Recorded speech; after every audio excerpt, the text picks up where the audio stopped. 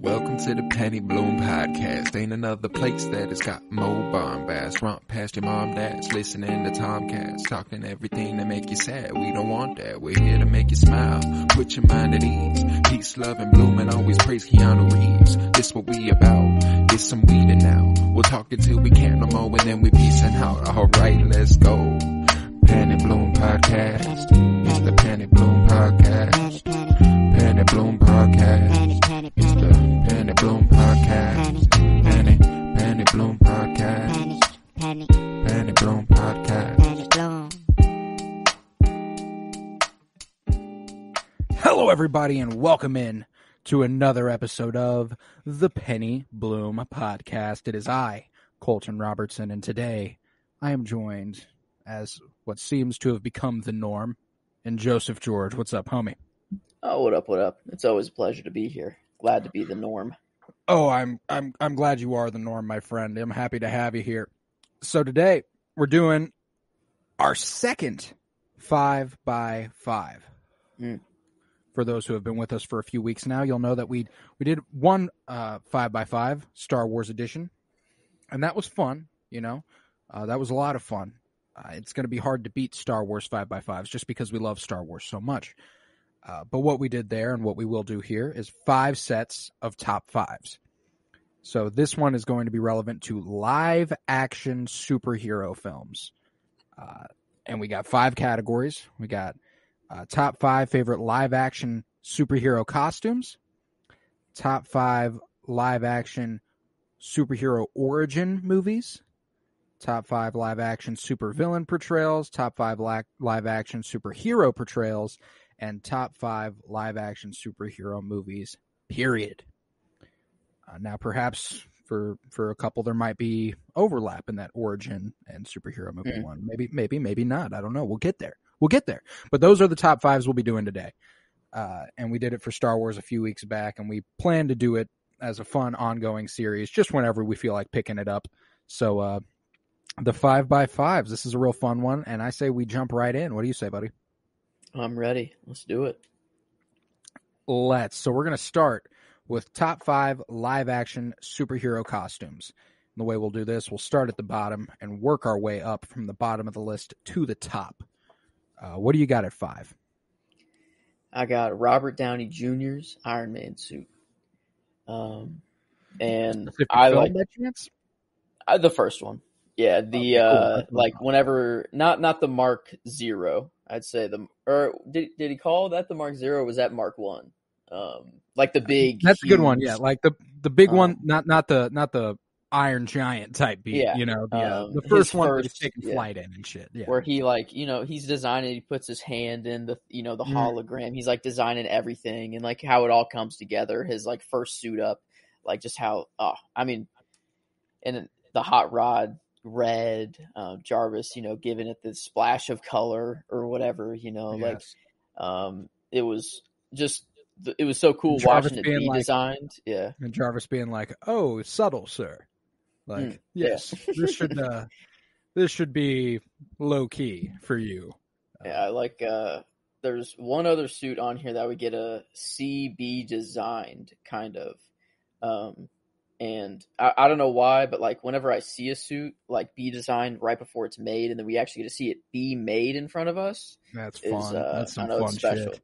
I think I know what that one is, just because the scene's so iconic from our childhood. It makes me so happy. As soon as you said it, I was on it. But Robert Downey Jr.'s Iron Man and Iron Man 1. That's a hell of a way to start the top 5. My 5 is Black Panther. Black Panther's, and his suit does change in the 2 movies we've seen him, or like we didn't see him in just 2 movies, but in a couple of the movies he has the same nanotech growing over his face, the mask is and stuff. But I really like Civil War Black Panther. When he pops out and he has the like the claws like eject from his fingertips, and he's able to actually physically remove the helmet. I don't know. There's something about that I really find satisfying. Feels much more tangible. I'm not a huge fan of the nanotech push a button, helmet disappears, push the button again, it comes back on. Like they do it with fucking everybody now. It feels like Star-Lord, Spider-Man in some suits, like and I didn't mind it with Black Panther. I do love the physical helmet. I love having that there that you can remove and see his face underneath. But and the designs in those aren't different. They're pretty much the same. It's just the different material, I suppose. I really love the Black Panther suit. Pretty damn comics accurate. Pretty close anyway. There are a few great Black Panther looks in the comics that are just like, holy shit, but it's kind of in a vein where it's like, I don't even know how you'd bring that to life in a satisfying way, like we can actually talk about this one together because he is my number 4. Fuck yeah. So that's kind of cool, and I want to give a shout out to the What If Black Panther, like the Black Panther Star-Lord costume, which is sick. That's not like what I'm picking. No, I get you. Like for just costume, a little honorable mention. Slip them yeah. in there where you can. Like, there are. I like a lot more than 5 live action costumes. So like, true. This suit is just. It was so cool seeing in Civil War for the first time. Like he just pops out of nowhere, and you're like, "What? Who is that dude?" You're like, "Whoa, that dude's just instantly cool. He's fast as hell. He can jump really high and pops up facing off with Bucky and shit. You're like what? Bulletproof. It's just his costume's so cool. And it's really clean, like very simple design, the cat suit sort of thing. Fucking awesome. I love that suit to death, so it had to be my 5. My number 4. But yeah, interesting. So I guess all right. Cool. So back to me. Number 4 now. Yeah, huh? And my number 4, I went pretty recent with it. Pretty recent in Peacemaker in the Suicide Squad and his own series, Peacemaker. Okay. There's something that I just love about the camp of this design here. Like, it is so comic booky and so corny, and they leaned all the way into it, and it worked. Yeah. Like, I love the white pants, the skin tight red shirt on John Cena, and the giant fucking metal dome on the top of his head. Like, I'll say, genuinely, from a pure design aesthetic, probably not a top 5 favorite, but I just love the way they went for it. Like, it's like, that is the Peacemaker costume in the comics. It's pretty damn close anyway. And the way they were able to bring it to life, make it feel organic and natural, like have some tie-in with what happens with his fucking helmets in the fucking series and stuff. Like, I really love the design of this character, and I think John Cena embodies it so perfectly, and he really wears that costume right. Yeah, he owned it good. Too. He went every interview like for the movie, like he was wearing it. Like red you don't carpet. You don't see like other heroes like doing that. No, like he went to red carpets where people are usually stepping out in like designer clothes. Like he's out here rocking his fucking Peacemaker costume, and I absolutely love that. But that's a good number 4. I mean, I didn't even like think of a Peacemaker like when doing this, but I wanted to get one in. Sick. Yeah, I wanted to slide one in that was like, you know what, fuck it. Like there are some cool designs out there. Let's get something funky in there. So Peacemaker, I had to. I have at my number 3, I have Paul Bettany's Vision. And I think not like his human look, not just Paul Bettany with the Mind Stone on him, like the full cape, Vision specific movie. I mean, I think back to the like Infinity War look the most. It's just like his most evolved Vision. Yeah, I don't know. It's the one like when I think of Vision in my head, that's what I think of. But I mean, like WandaVision Vision was that's weird to say. WandaVision Vision. Yeah, right. Was just like the kind of still in regular clothes, but just his head. Or his hands was the only thing you could see was kind of cheating cool. there. Yeah, I get you. Yeah, it was still kind of cool, but I think like the full cape, the full Vision, like full Vision is. Yeah. I had to get him in here. He's my dude. I love this character to death, and I think I like him more for his character traits and not his costume specifically. But now when you see the costume, just makes you happy because he's Vision. Yeah, and if I'm starting a Marvel crew, he's the first dude I'm grabbing. I don't know, I just the look, he just looks like he could be a team leader, in the center, floating up in the air, Mind Stone. Well, I guess he doesn't even. Maybe there's a version of him where no Mind Stone needed necessarily, but I don't know. Still a whole lot of Vision left. Mm-hmm. The ship of Theseus. Have you considered the thought experiment of the ship of Theseus? Well, yeah, duh.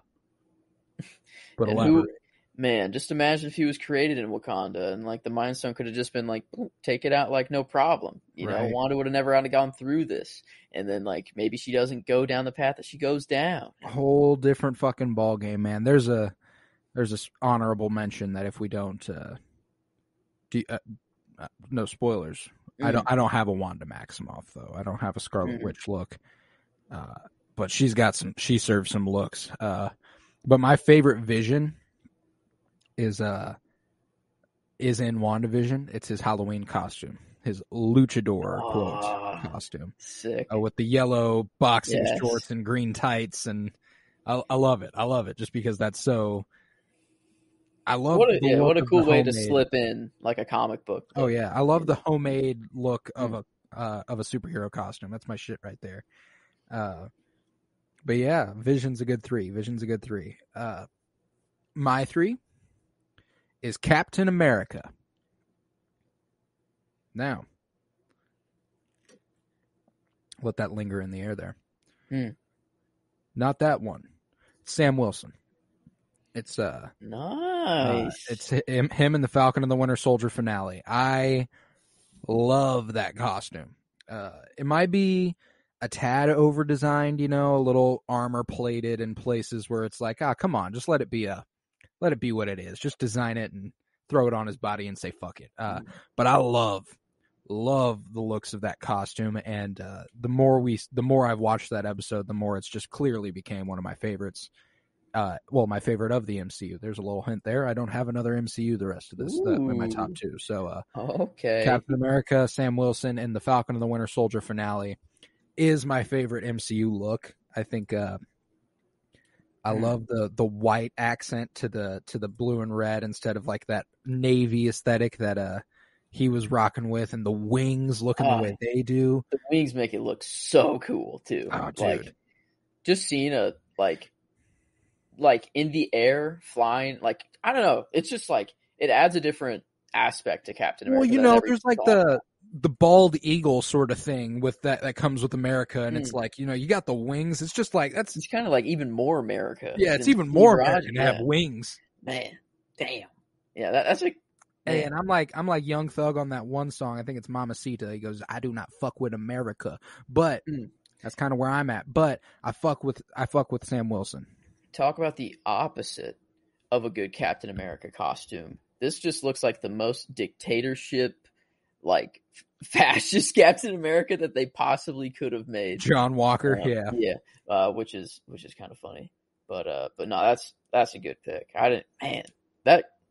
And the reveal they had too. You got the little glimpse in the box. Flies up and he throws the shield through the window. Fuck, I loved it. You see him open the box and you see white, but you don't really see the whole costume at all. You only see a little bit, and then bam, you get to see yeah. Maybe a tad over designed, but I really do love it. Awesome. Well, my number 2, I'm jumping out of MCU for this one. I'm going Robert Pattinson's Batman suit. And this, it just feels so much more real. And I can see maybe in the new movies, if it's going to if the suit evolves, I think this is a very, kind of an earlier stage of his suit. In Batman, his suit constantly evolves in everything. Even in Christian Bale's trilogy, it evolved. Slightly different suit in every movie, yeah. And but this one felt the most practical too, the big batarang, for the for his chest logo instead of it just being a decal or whatever. And the adrenaline little hole thingy, it felt kit. It felt, the whole and like the flying suit like was actually just like a legitimate like what do they call those things, like the flying squirrel parachute people, whatever that is, like that was just cool that it all like wraps up and like that's what was like tied around like on his suit, and like it even gave him like armor, like even when it was folded up basically. So it's like, I don't know, it was really cool. It kind of felt like really thought out, and like just the look, like the promotional, like the red and black, that look, it looks so good, cool. man. It looks so good, and I will have this. We only have 2, and it's not my 2, so I'll tell you that now. But man, the way they dive into that and like the art of the Batman, that book, man, I can't stress enough how much I love art of books, just because they dive so deeply into everything, every single thing you see. They dive into how they came up with it. And when it came to that Batman suit, man, that was such a good read. That part of it was so nice. The way that cowl looks, I love the cowl, and I love he just looks good in that suit, man. The cape is my favorite part. The only weird part is the forehead. It's practical, it's armor. It just kind of looks like a dolphin sometimes when I look at it. Because I was told that it looks like a dolphin, and then now I can never unsee it.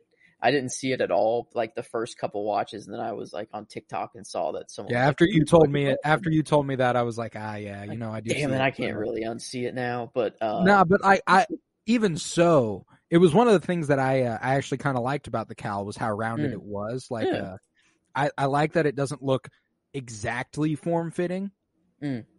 Like there are some people's heads who just have a weird shape, and it's just like. Yeah, but it makes sense that he is armor. It's armor, He gets punched in the head. He takes a shotgun shell off the head in one of these, or the spray, but not the shell itself off the head in the Batman. So it's practical, certainly practical. But yeah, it's a good one. It's a good one. And with that, my 2, I have Spider-Man.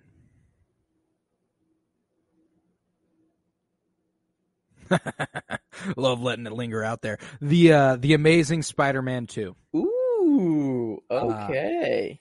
I love the way Andrew Garfield's suit looks in that one, man. It's a really classic imagery with the white eyes and the dude, I love it. It's just a classic Spidey suit, and it looks so clean on him. I mean, like, whenever he's swinging it like flaps in the wind. It actually looks like a real suit instead of just like CGI, like fit to his body. Like it's actually flapping. Like that is one thing that Andrew did the best. Like he swung the best. Like he was the best swinger. Like out of swinger, I just think generally the swinger. To each their own. I don't know if he's into that. But his suit looked the best while swinging, and like his movements were just, I feel like the cool, like most fluid. The way he moved his body was so Spider-Man. And I also, it's interesting when I think about the Amazing Spider-Man 1 suit, and it's like it's got that like basketball rubber material bump type looking thing going on with like the bronze looking ass lenses, and it's like it's just really interesting. But I love the upgrade it gets in the second one, where it's like the white eyes and the just a classic Spider-Man suit, and I thought it's my favorite live action Spidey costume for sure. But there's one that's not too far behind it, which I assume you should get to right about now. Yeah, mine would be Spider-Man 1 with Tobey Maguire. I don't know. I just it's the scene, that's what I was talking about earlier, like the scene of him like drawing it, before it was made, and like all the iterations he went through, and then like deciding, so fun. I love it. And then I don't know. I love that suit. It's the suit I grew up on. And like the thing like with the new Spidey suits is that you can get like a form-fitting like a morph suit Spider-Man suit that looks like pretty good. But like with this one, like if you didn't have the like webbing thing actually like raised off of the suit, like it didn't really look that good. So like this, it felt like I don't know, it felt like a superhero's, like, I don't know. Dude, the raised webbing, that's like one thing I kind of wish would have stuck through all Spider-Man suits. Like, that's such a good look, dude. It's just, yeah, I don't know. I love this suit. I was, thinking about the human spider. Yeah, not that suit. The human spider. Not the t-shirt with the spray paint. The human spider. That's a terrible name. The Amazing Spider-Man. Yeah. And then seeing it in No Way Home. Got my name wrong. Yeah.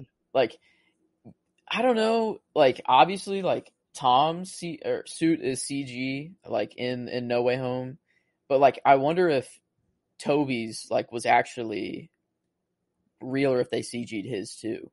Because they're wearing practical suits. I don't know about during action sequences and stuff, obviously, with it all being CG. Yeah. It's probably. But there's behind the scenes footage of them wearing the suits, like talking to each other and stuff. Like the only times it's CG, I think, is the mask, because you can't get a perfect looking mask like that. So I guess it's is that it? That looks a little off. Yeah, I don't know. Their masks are CG in No Way Home. All of them. They never wear a physical mask in No Way Home. But man, yeah, I don't know. What a I have 2 Spider-Man suits. Like, I have a legit Spidey suit that was like tailor made for my body. It's the only suit that I like have that's of good quality. I really would want a Batman suit. It's just being 5'7" does not work for Batman. You gotta be towering to be Batman. It just doesn't. If you're like even me at 5'9", nah, you can't pull that off. Like, if you're a short dude in a Batman costume, you look goofy as fuck. You have to be tall. It's just you can be a short Spider-Man. I don't know. That's just kind of Tom Holland. Like, oh yeah, you can absolutely be a short Holland. Spider-Man. Let's see. I'm going 5'8". He is 5'8". There you go. Fuck wow. Yeah. There you go. So I mean, yeah, you could be a short Spidey, but you can't be a short Batman. No. Like, can you imagine him walking in with all the cops and like the crime scene, if he wasn't like towering over everybody as he walked through the cops and everything, or like for like the goons that he fights, you know? Everyone's he's up to everyone's shoulders and their heads are all above him.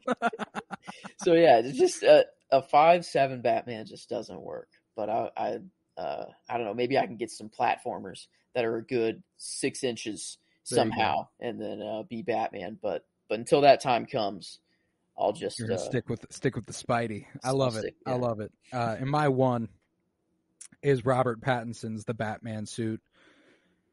I absolutely loved it. We kind of went over it all with you when you put him at your 2. Right, he was your 2. Mm-hmm. Yep. Yeah, I fucking love it. I think it's it's definitely my favorite Batman costume, and as you can see, my top 2, Batman and Spider-Man. Always the top 2. We always got them flipped. Find a way. Yeah, we always got them flipped. Always gonna find a way. But I love the Batman costume. Like I said, the foreboding nature of Robert Pattinson in that suit, like we were just talking about, it, and the fucking cape, man. I can't stress enough how much I love that cape and like the fucking neck piece that it comes with. The collar, dude. It's fucking gorgeous. I love everything about it. And these parts on his arm that's right here, like the folded, like the little cylinders, is that like, what is that? I've never I was trying to look. Is that just like armor, or like how? That is in the Art of the Batman book. So here, let me let's do a little on-air searching, huh? What do you say? I've always I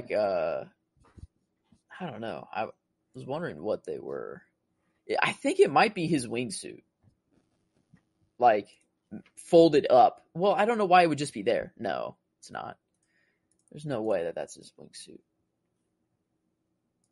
I'm searching now. It should not take long. Here we are.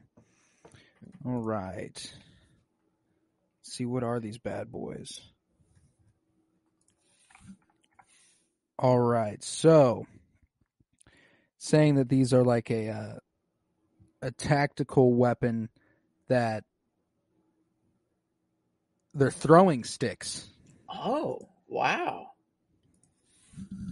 Interesting. And the inside of them runs up his sleeve and does his grapple gun. Oh, okay. Okay, that's pretty sick. Yeah, there is a whole other thing on the wingsuit in here too. So let's see if I can't hustle up and find that. You know, the whole searching on air thing is not always the most entertaining.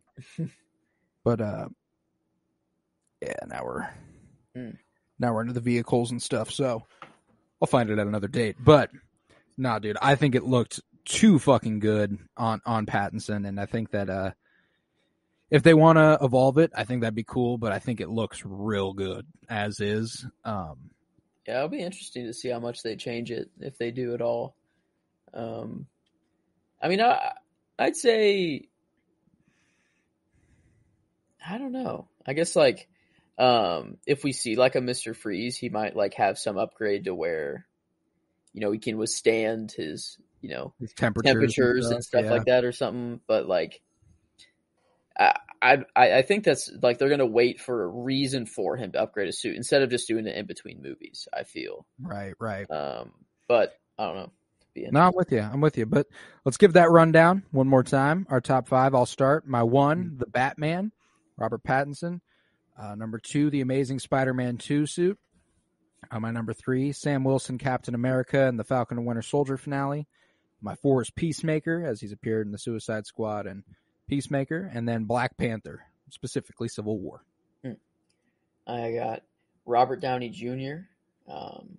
As my number 5. I'm going 5-1 right here. But Robert Downey Jr. Iron Man 1 as my 5. Black Panther.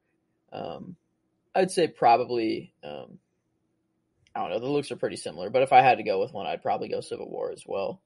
For him, at number 4, Paul Bettany's Vision. At 3, Robert Pattinson's Batman. At 2, and Tobey Maguire's Spider-Man at 1. Cool. So, with that, we move on to live action superhero origin film. So, it's a fun one because there's plenty of them. And I wanted to, I think I communicated this to you pretty succinctly, but just in case, I wanted to get how I approach this. We watch them before they have taken on that moniker. We watch them become the superhero, you know, like the Batman. For me, doesn't work as an origin movie because we don't see him start as Bruce Wayne. We start the movie and he is the Batman. You know what I'm saying?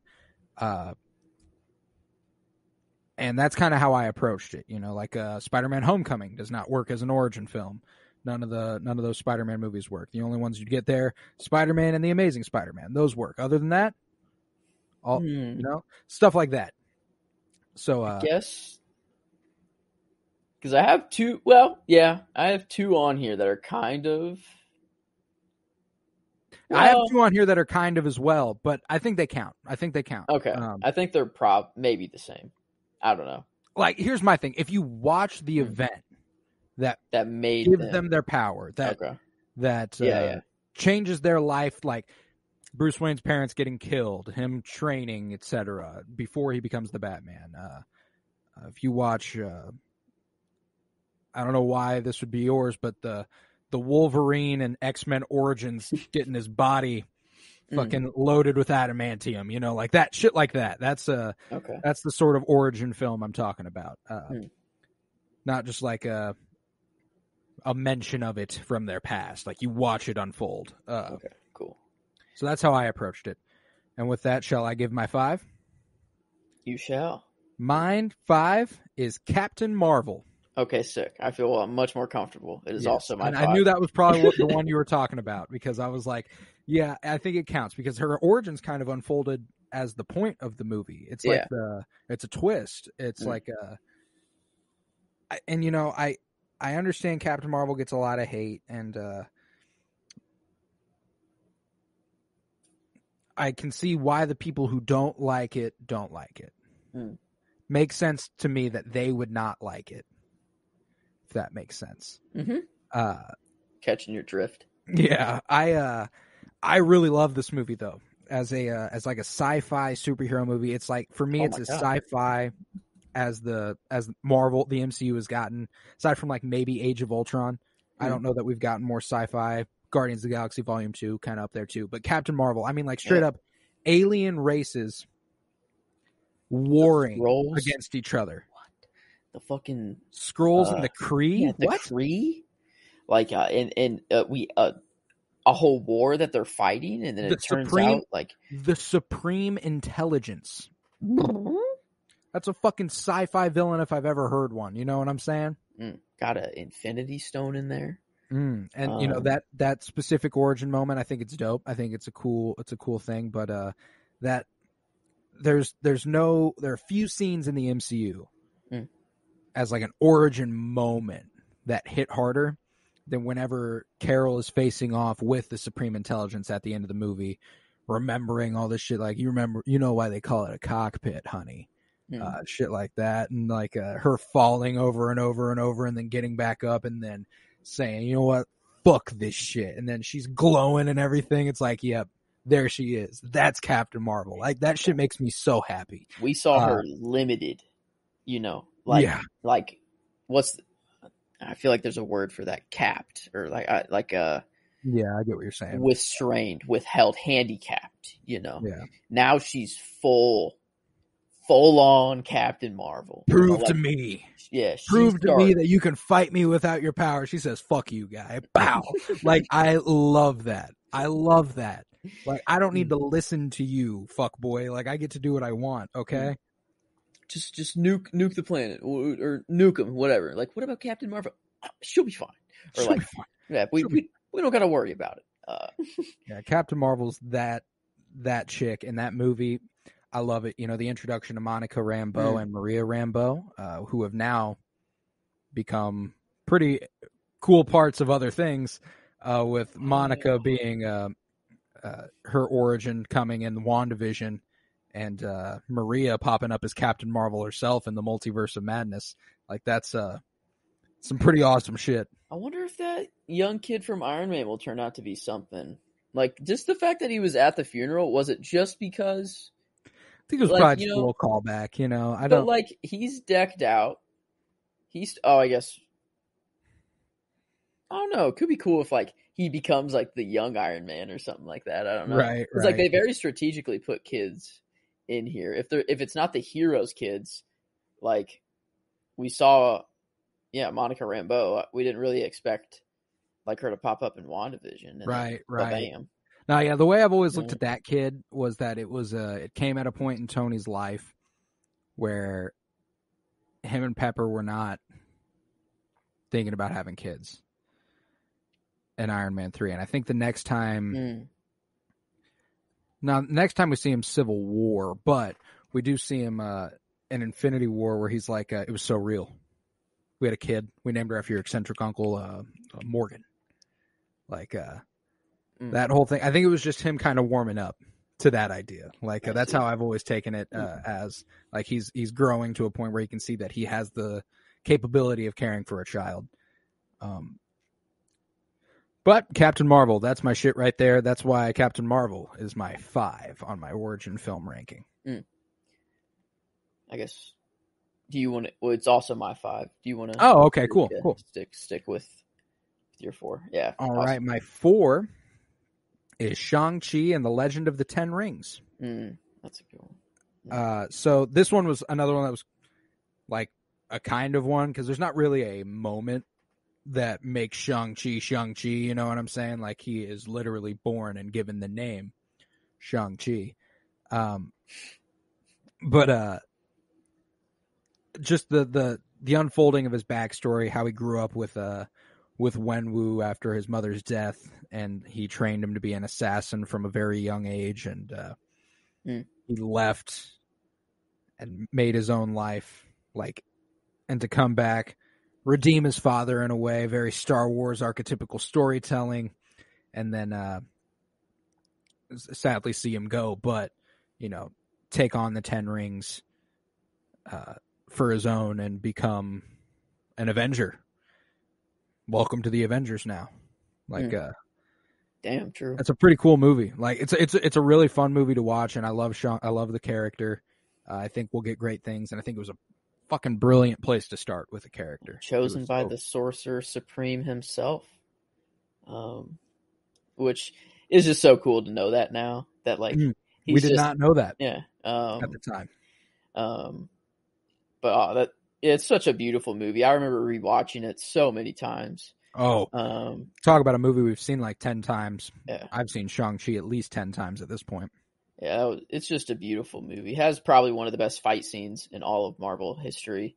Arguably, not even a fight. Just maybe that's the origin moment for Shang-Chi. His parents meeting.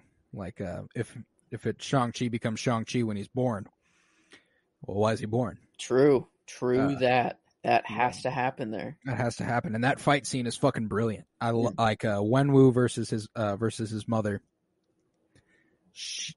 Such a beautiful fucking fight. Like that shit nearly moved me to tears the first time I watched it. Just because it even feels wrong calling it a fight. You know, it's like a dance, bro. It's just a perform. Like it was just oh my god. Like I wish people fought like that in real life. Can you imagine like a street fight and it looks like that? Everyone would just stop and be like, wow. Yeah. Like doing a fucking spin and God, the use of the 10 rings and her, like the whole fucking swing around her. And then Shang-Chi later paralleling those movements, taking on both his father and his mother's styles. And like, God, what a great way to start that guy's story. So like, you know, Shang-Chi and the Legend of the Ten Rings had to be in my top 5 just because that's that shit right there.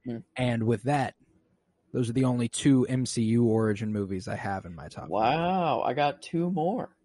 2 more MCU, 1 Marvel. Same. But my next I have 1 more Marvel, no more MCU. Oh, okay. But my next one is one that's kind of up in the air, but I don't know.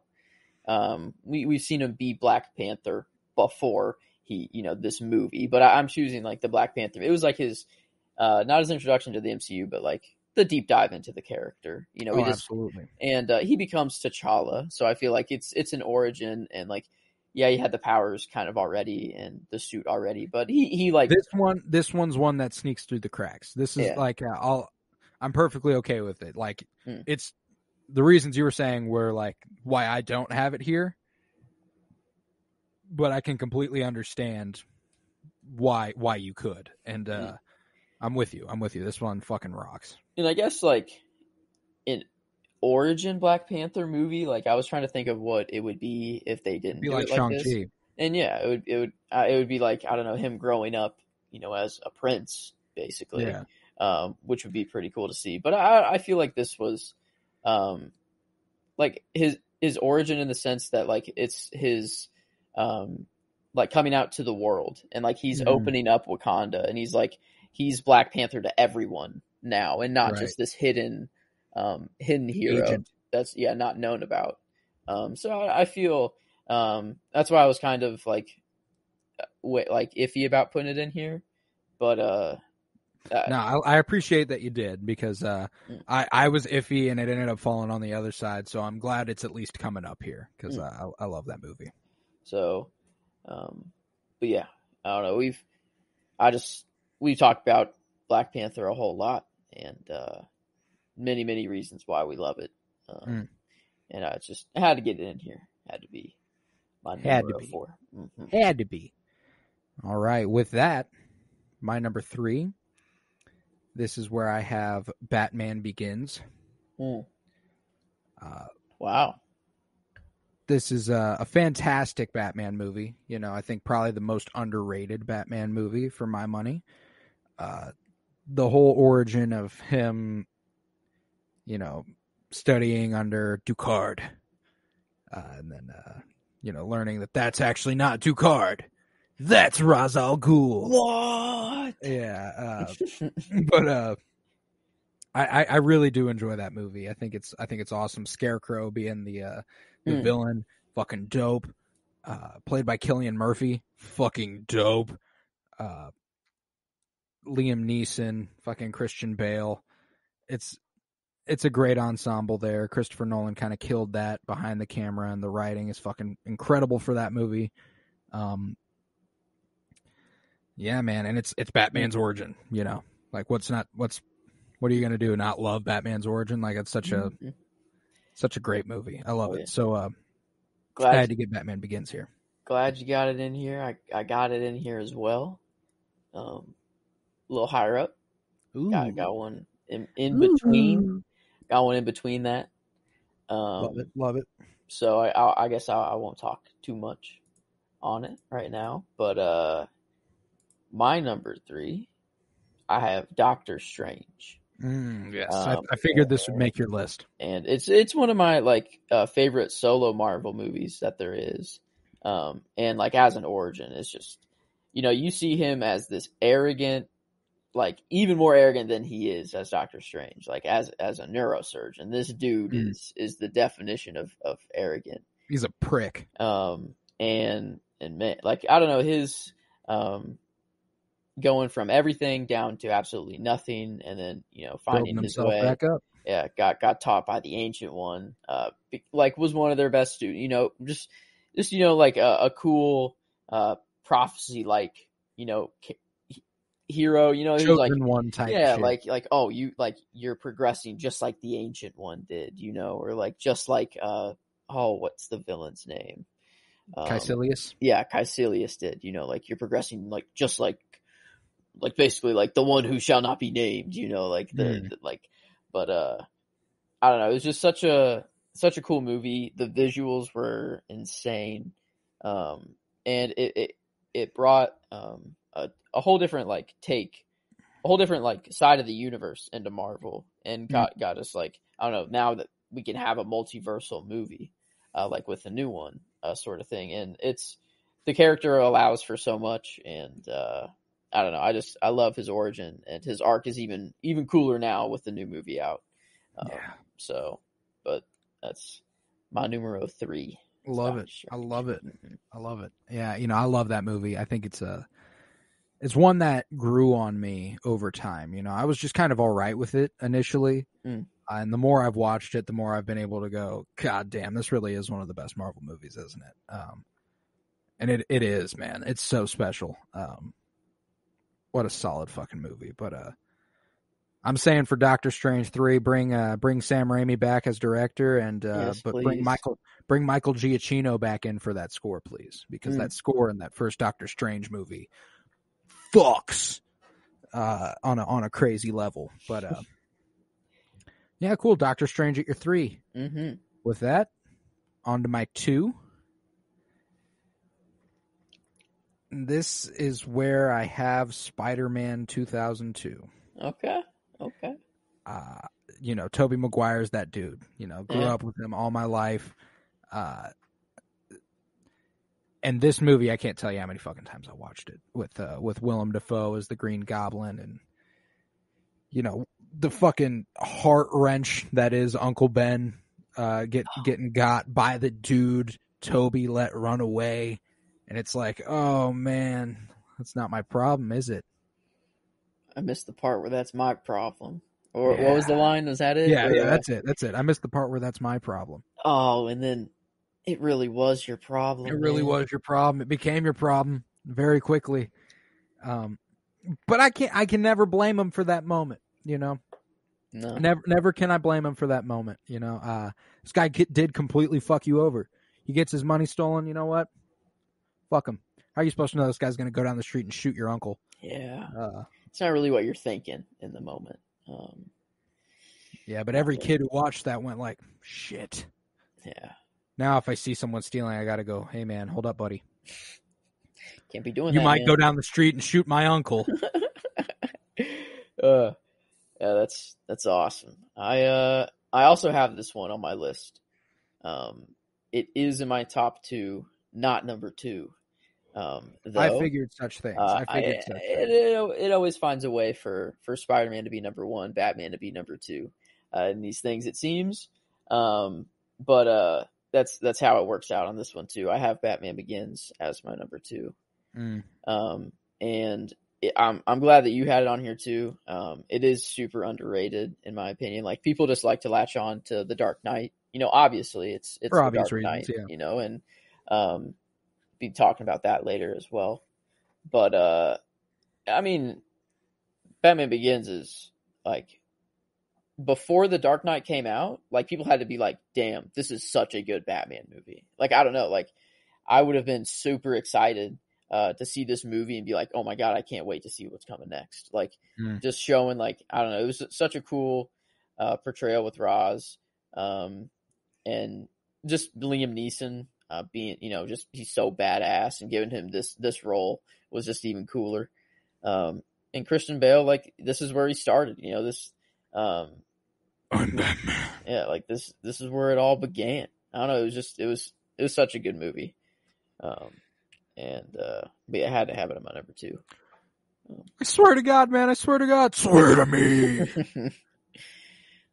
God, I do love Bale's Batman voice. That is a pretty iconic, just scream growl. Like, yeah. It's pretty awesome. There's only one gripe I have with Batman Begins, and it's like I won't kill you, but that doesn't mean I have to keep you from dying. And it's like, okay. Kind of the same. Basically, it's like now that you've acknowledged he will die. Feels a little unethical. Like it might violate the no-kill rule. Yeah. But it's like fuck leaving, it. It is the realist's take on Batman with Christopher Nolan. Whatever, if there can be a realist take on the Batman. I mean, we got a dude running around with fear gas, and he plans on unloading it on the entire city via some sort of radiation ray that will vaporize the water system. Obviously. Very realistic. Yes. Very realistic. As one would do in real life if one were to do it.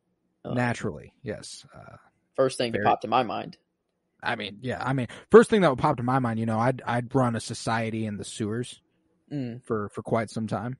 And I'd make my base of operations right underneath the Wayne Technologies. They probably warehouse. got something important going to go in there eventually. Yeah, probably something. I mean, maybe one day. One day I'm gonna destroy a fucking football field. Yeah. Fuck it. Kickoff. That's what I do. Oop. That's a pretty good plan. Yeah, that's pretty top, surface level thought. It just comes right to your brain whenever you think about wanting to take over an entire city. How am I going to take over the island of Manhattan? That's the first one to come to mind. Yeah. Yeah. But now Batman Begins is a fucking fantastic movie. And since I already said it, how about you give me your number 1 as well? It is, Tobey Maguire's Spider-Man 2002. The VHS that I got to explode. And that only happens to movies that you watch quite a few times, and I don't even want to know how many times I've watched this movie. Oh man. But it was quite a lot. Got to be substantial. And I remember when I was finally big enough to my legs, if I were like to kind of do the splits in the doorway, my legs would reach so I could like climb up the doorway. Right. But I was like the perfect height where I wasn't like too big to where like it'd be, like really small, but like I was like, I'd climb up, my arms would kind of be like all the way out. So it was kind of like I was climbing up there. I felt like I did that shit all the time. Felt like Toby whenever he realizes he's got the fucking prickles on his fingers, and that whole scene, figuring out he has the powers, man. There's nothing more nostalgic. I don't know that there's a single scene in anything go more nostalgic. Like that shit brings me straight to my childhood. Oh, he figures out he can climb, figures out that he can shoot webs, he can jump across buildings. You just see him like running across the rooftops, like just jumping. And like he's in his room and he like wakes up all ripped, and then his glasses, he doesn't need his glasses anymore, and then he's all in the room webbing everything. I'm like 6 sitting down like, this lucky motherfucker. You're goddamn kidding me. Mm-hmm. How many times I stood on my bed and got in a Spider-Man pose and then like tried to web my lamp over to me and like acted like I could do that shit like all the time. Yeah, like this movie is just I don't know. I'd say I don't know if I've made it 100 times. That's what my question. Like if I've seen this movie 100 times, I don't. That's a lot. It's a lot. Like that is a lot, and I don't think so, I'll throw you a guaranteed 50. Yeah. I'm in between. It's 50 plus. I'll be comfortable in saying. But yeah, that's my dude. That's the suit. That's the movie. So that's a classic right there. That's a classic. That's a classic. So with that, I will bring it to a different classic for my number one. And this is where I have Superman 1978. Awesome. I was thinking, whenever you said you didn't have any more MCU, or you just had one Marvel left. You were like, wait. And he's already said Batman Begins, and I'm like, well, it's probably not like Aquaman. Wouldn't it have been fucking nuts if I just got up here and I was like, Aquaman. Shazam. Yeah. Would have been amazing. But I'm like, okay. Hey, Shazam's low key fucking dope. I fucks with Shazam though. That movie's good, but it's not this one. I was thinking, I was in between a classic Batman film and a Superman film. Yeah. And hey, I fucks with the Keaton movies, but it's not Christopher Reeve's Superman, man. That Richard Donner 1978, Gene Hackman in this bitch, like, goddamn, I love it. And the effects are, 1970-80. Makes it just even better, though. Oh, it does. It makes it so good, like this is the movie that makes it. You remember as a kid, you were like, you'd see on like cartoons, like, oh, if you go fast enough, opposite the world's rotation, time will spin backwards. Yeah, obviously. Yeah. This is the movie that made that a thing. What? Yeah. That wasn't a thing before 1978? I can't imagine it was. That's amazing. But, like, it doesn't make any sense. Like, in fact, it would just destroy the world. It would, very easily. The world would just... And that's the thing. A lot of people go, like, we're watching... I saw a critique of Justice League the other day. And you know what? Fuck Joss Whedon's Justice League. It is a god-awful movie. But someone was saying, like, the laws of physics even cease to work in Justice League. And it's Superman saving a building from collapsing by flying up underneath it and lifting it up. Oh. And what I would say to that is, like, it's fucking Superman. Whatever he would like to be done will be done. I think they're saying, like, he's strong enough to do it, but the building is not strong enough from that one. From the one. Yeah, I get it. I get the critique. Oh, okay. Like, I understand the laws of physics that, yes, the building would collapse around that specific spot. Like, absolutely. But if he wants to get it done. It is a comic book movie. This man is flying. Yeah, he can just do whatever he wants in the air. He doesn't need any sort of propulsion system to fly. He can just fly. He has super strength and laser vision. Laws of physics were denied long ago. Yeah. And so that's ultimately what I'm saying with this is, like, you have to suspend belief. Like, I can't, like, there is no way anyone with that critical of a mind watching the movie would even come close to enjoying this, because it is quite outrageous at points. Like, it is like, oh, okay, yeah, this is wow, we're really going here. This is nutty. And it's like, it's just because it's 1978 and they're going, you know what, let's make this the wildest shit people have ever seen. And Superman 1978, it's I truly do think it's one of the best superhero movies ever made. Yes, it is that shot. Yeah, it should not stay standing. And I get it. I do get it. But, like, oh yeah, this shows that even physics has given up on this movie at this point. Yeah, exactly. Yeah, it does not make sense. Bro, you are watching a superhero movie. None of it is going to make sense. Well, I don't know. It could physically make sense. There's some dirt. It looks like he's grabbing like not just the building. He's got the foundation there too. So physically, this could check out. The numbers could work here. But I sure hope so. Why Superman picks up a building is a physics travesty. Okay, yeah, people watch a fucking Star Wars movie. Can literally hover in the air with no thought. He can just do. Like he could just move around in 3D space. He can just do whatever the fuck. He could do the fucking robot up in space. Just like he could straight up go to space. No suit, nothing. He can just go to space like really quickly. Like just want to talk about denying physics and relevance to Superman. One leap, there he is. If he sneezes, basically nuke the city. Yeah, and I don't say any of this in defense of Joss Whedon's Justice League. That movie is hot garbage, and fuck Joss Whedon till the day I die. It's in defense of the comic book movie genre. People have gotta remember we are watching comic book movies. Yes, they can abide by whatever laws of physics you want. If we're dealing with someone who isn't the most powerful being alive. Like, yeah, I don't know. It's like Batman, even then I can understand the realism takes more. At least this dude isn't flying and has super strength or anything, Like, okay, there are some takes that feel like they require more realism. Sure. I don't think so, but sure. I cannot get behind that with Superman. Yeah. Like, fuck realism. This guy is Superman. He's an alien from a different planet.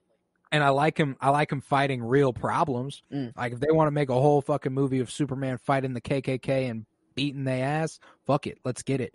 But don't come crying to me whenever never mind. I was going to say, like, whenever they got a building dropping on the KKK and he's like, oh, I can't allow a mass murder. He lifts up the fucking building. Oh.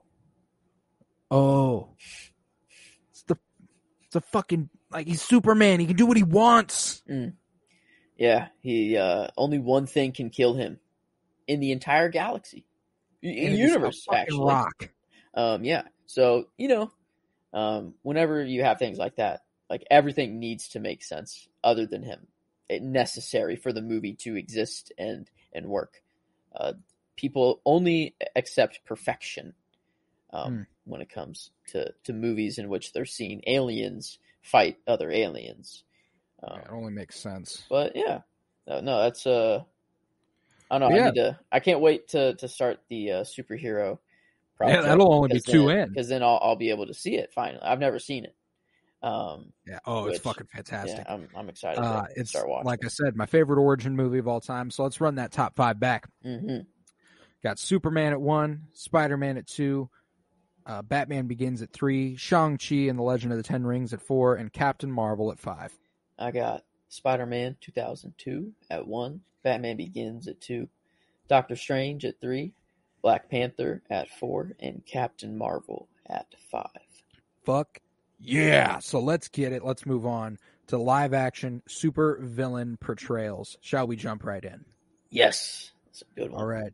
At my number 5, I've got our most recent. I've got Elizabeth Olsen as the Scarlet Witch in Multiverse of Madness. Okay. I needed to give Elizabeth Olsen love in here somewhere. And I was like, where I can is right here. Because she bodied her role as the Scarlet Witch in Multiverse of Madness. Whatever she was before, however much it might divert from WandaVision, whatever. In a vacuum, her performance as the Scarlet Witch rocks. Like, she kills that shit. In a way that I like very few MCU villains have matched, if any. That's awesome. So yeah, I had to get Elizabeth Olsen, and like didn't even think of that. Wow. Oh man. Yeah, I had to get her in here, man. And Elizabeth Olsen as Scarlet Witch, she is the shit in that movie. You know, the what was her- the line? That was me being like That was me merciful. being Was it merciful reasonable. or reasonable? Yeah. Oh, dude, she was so menacing and like, oh man, that scene where she's floating up and like they've got their defenses up around Kamartaj and she's just looking for whoever she can actually penetrate the mind of. Fortify your mind. Why he said that's so funny for some reason. He said it's so funny. Yeah. Like that had to have been like a blooper take that they were like, you know what, that rocks. That's just Wong right there, buddy. But then when she comes up on the guy and she's like, run. Oh, damn. Oh man, that scene fucks. I remember that's one of the best villain scenes in all of the MCU. When she comes down, she comes through the fucking shit. Oh, dude, yeah. Like, I don't know, it was kind of cool, like, seeing her go through minds, like, in, like, a visual way of seeing it, instead of it, like, going into, like, literally zooming into someone's head or whatever. It's, like, still in reality, but, like, yeah. it kind of, like, I don't know, it was really, like, a well, cool it's like that shit where she, like, does the whole, Mm. like, the little wiggles up to people where she walks really fast. Like, shit's weird as fuck, but I love it.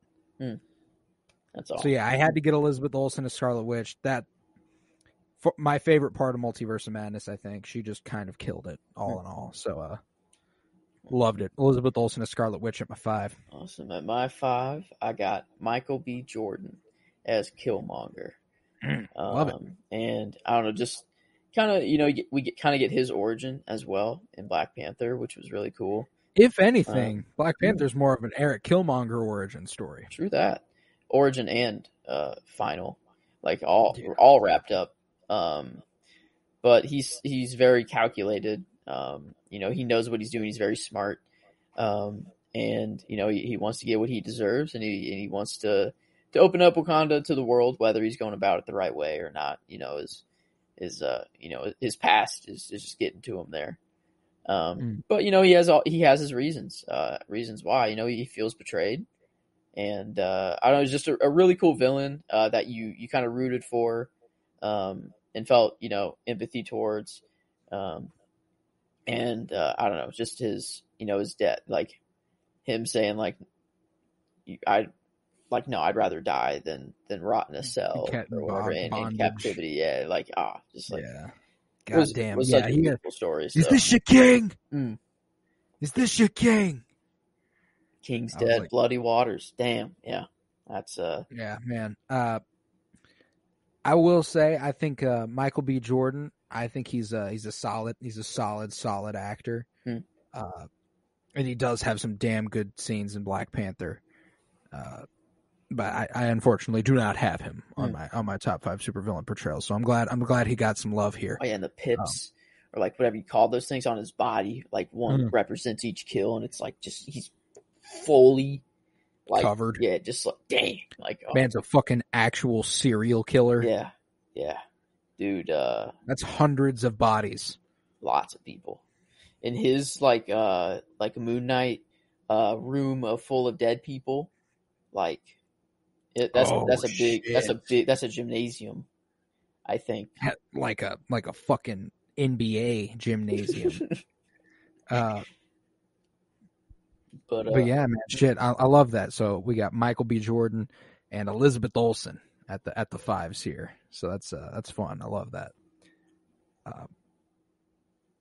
Now, spoiler alert for the rest of this, I don't have another MCU villain. Ooh, I only have one more, actually. Yeah. I was gonna say, I was like, I think you'll probably have less than you think. And I mean, like, kind of one more, but we'll get there. Alfred Molina as Doc Ock is my 4. Okay. This was one that I had some thoughts about trading out for someone else, but I was like, I can't do it. I love Alfred Molina as Doc Ock. That whole second Spider-Man movie, man, that's fantastic. That's that shit right there that set the tone for me as far as villains. When I was younger, I was like, this is what I want villains to be like. Like a corrupted hero.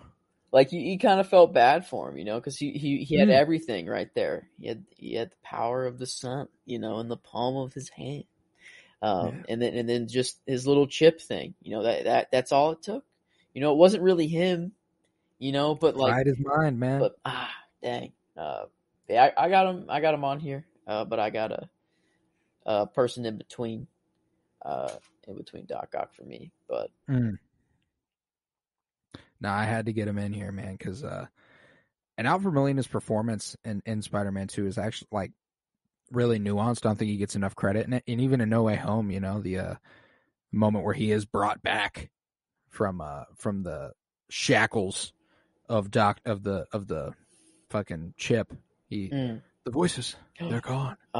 What a and even a second before that, whenever like it was still Doc Ock, and he was like, "Well, these humiliations never cease." Like I love those little the stark contrast between that and that. It was just so fucking satisfying. And Alfred Molina doesn't get enough credit, I don't think, for his role as Doc Ock. I know we all love the character, but the acting behind it is incredible. So I had to get Alfred Molina in here. Awesome. Well, I'll get to him, but in the meantime, I'll get to my number 4, which is Josh Brolin as Thanos. Yes. And this one is kind of like in between, it's really his face, it's mocap, it's obviously still a performance. Still, it's very visual effects heavy, but it's, his face that's making the movements that are inspired, to whether it was 1-to-1, probably not. His face just doesn't move like Thanos' face does.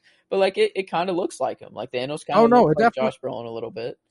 And he was on set. He was doing the movements. Yeah. He did it all. Like it's still his performance. Yeah. Like I have no doubts about that. And just the voice, I think, like he just had the perfect voice for Thanos.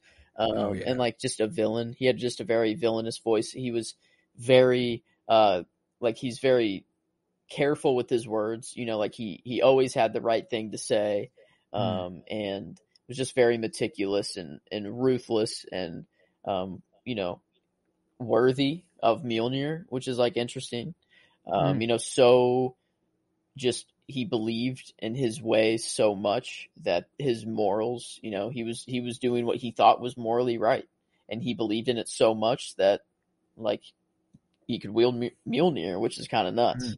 It is nuts, dude. And I don't know, just a villain that took however many years, however many movies, to get to, just being teased, seed droppings early on, and then getting them in Infinity War and Endgame was just something special.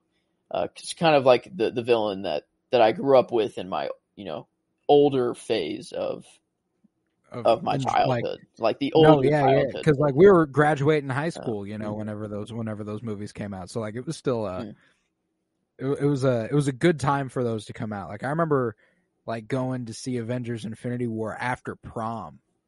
Wow. We didn't go to an after prom party. We went and saw a showing of Avengers Infinity War, which is just fucking hilarious. I think that is what I did instead of prom. Oh no shit! I just didn't even go. I just straight up saw the movie. I respect that so hard. Wow. Funny, I forgot that I did that to see the movie, but yeah, I didn't really care too much for prom.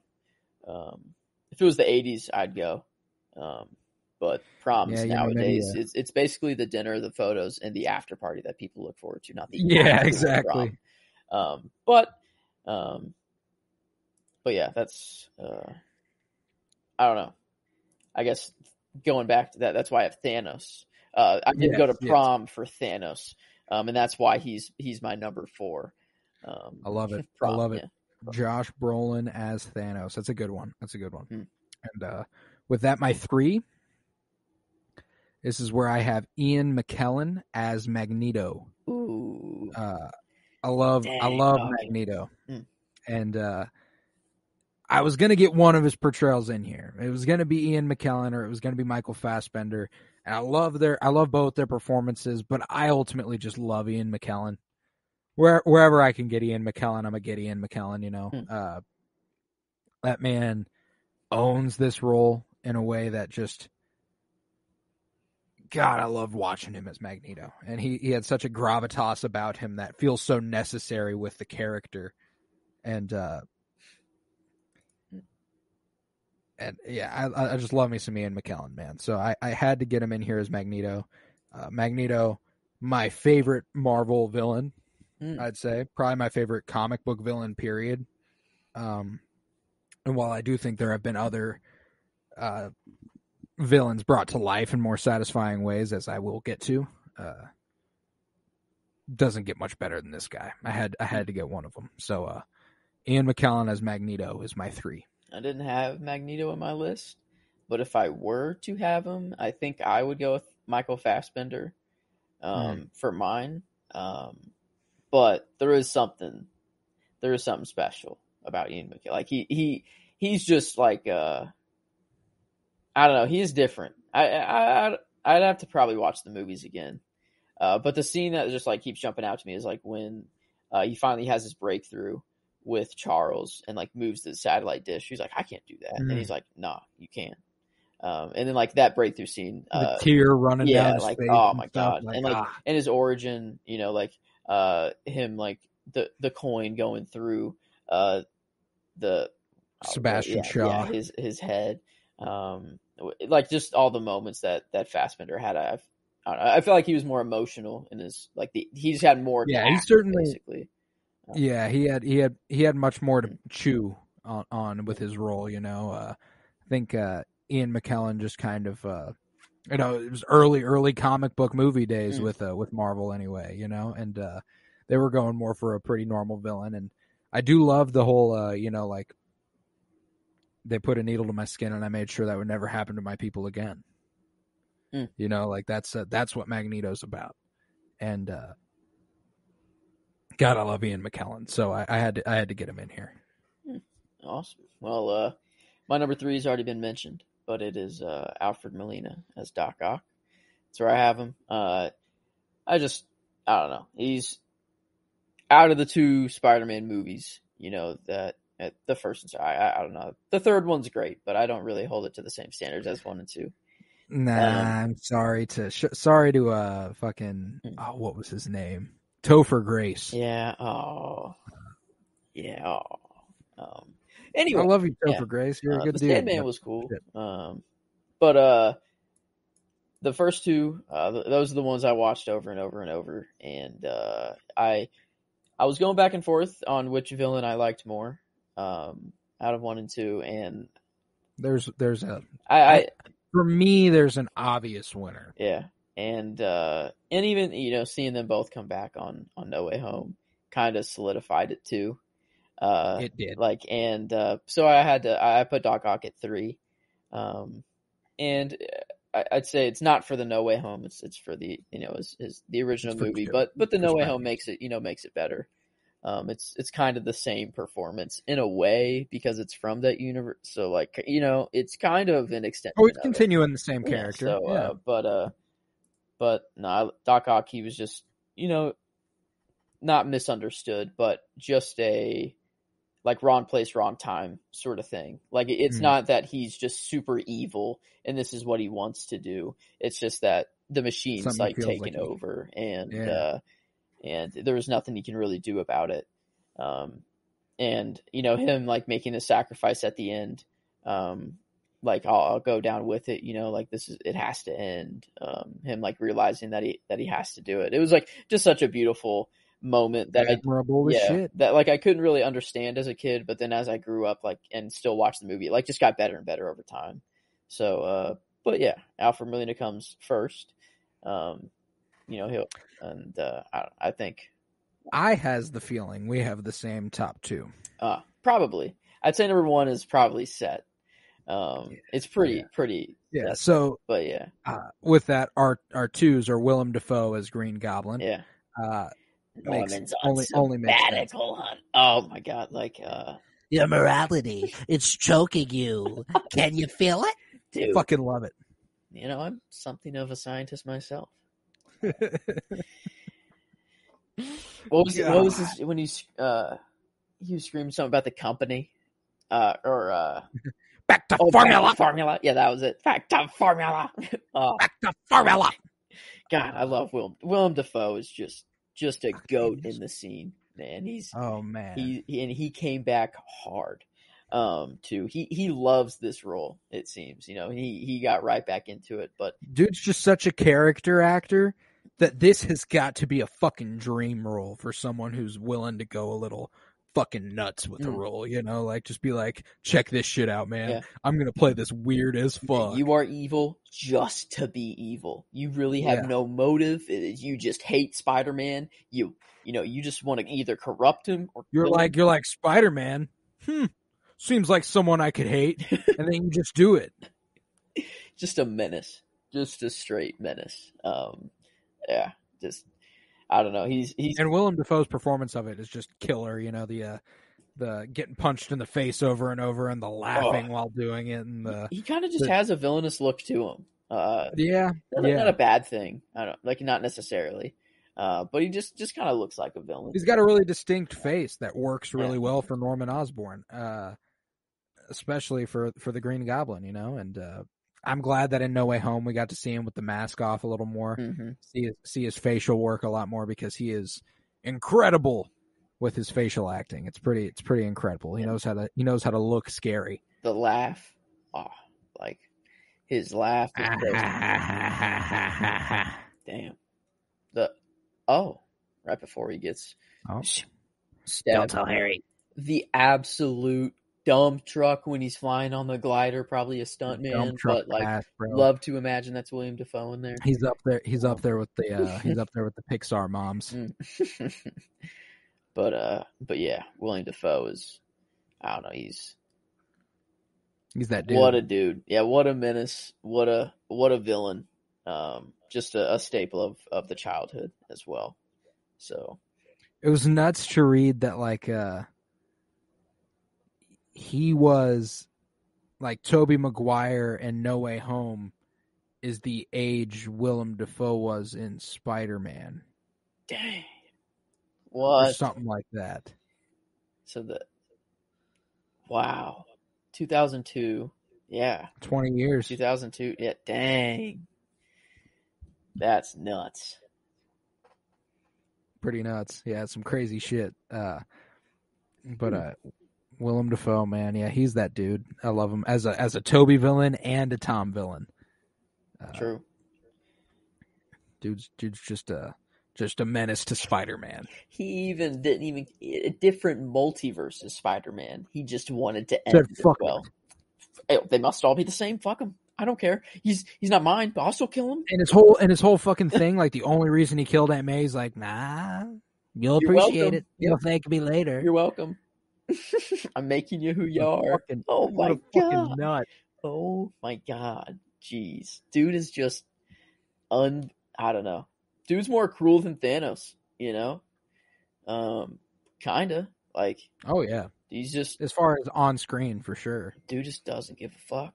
Just evil as evil would do. He does. There's no reason to why Norman the Green Goblin is the way he is. Yeah. He just is. You know what I'm saying?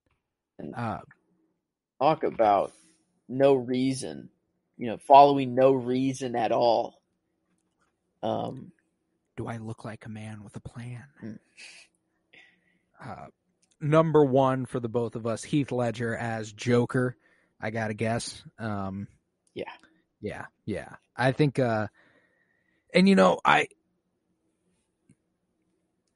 no qualms about it. There are takes in comic book movie fandom and comic book media fandom that kind of go like, okay, yeah, that's an everyman. Everybody thinks that. You're saying nothing new here. We get it.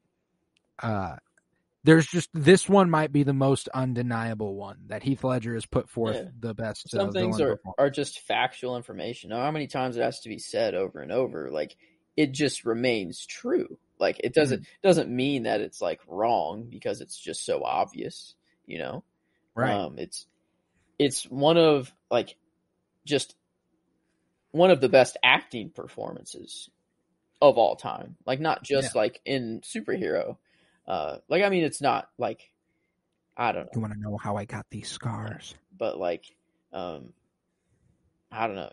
this is, I don't know, he'll forever be remembered as probably the best Joker. If we get a better Joker than him, then I'm fully ready for it. We're in luck. I invite that, but Barry Keoghan can give him a run for his money. Hey, I'm there. Yeah, it's gonna be tough. Gonna be tough to outdo Heath Ledger. He just was the perfect casting for the. I don't know like how he was before this role. Like obviously it changed him quite a lot. The role did. Like just as a person. He kind of got into the role a little too seriously and, method acted quite a lot. But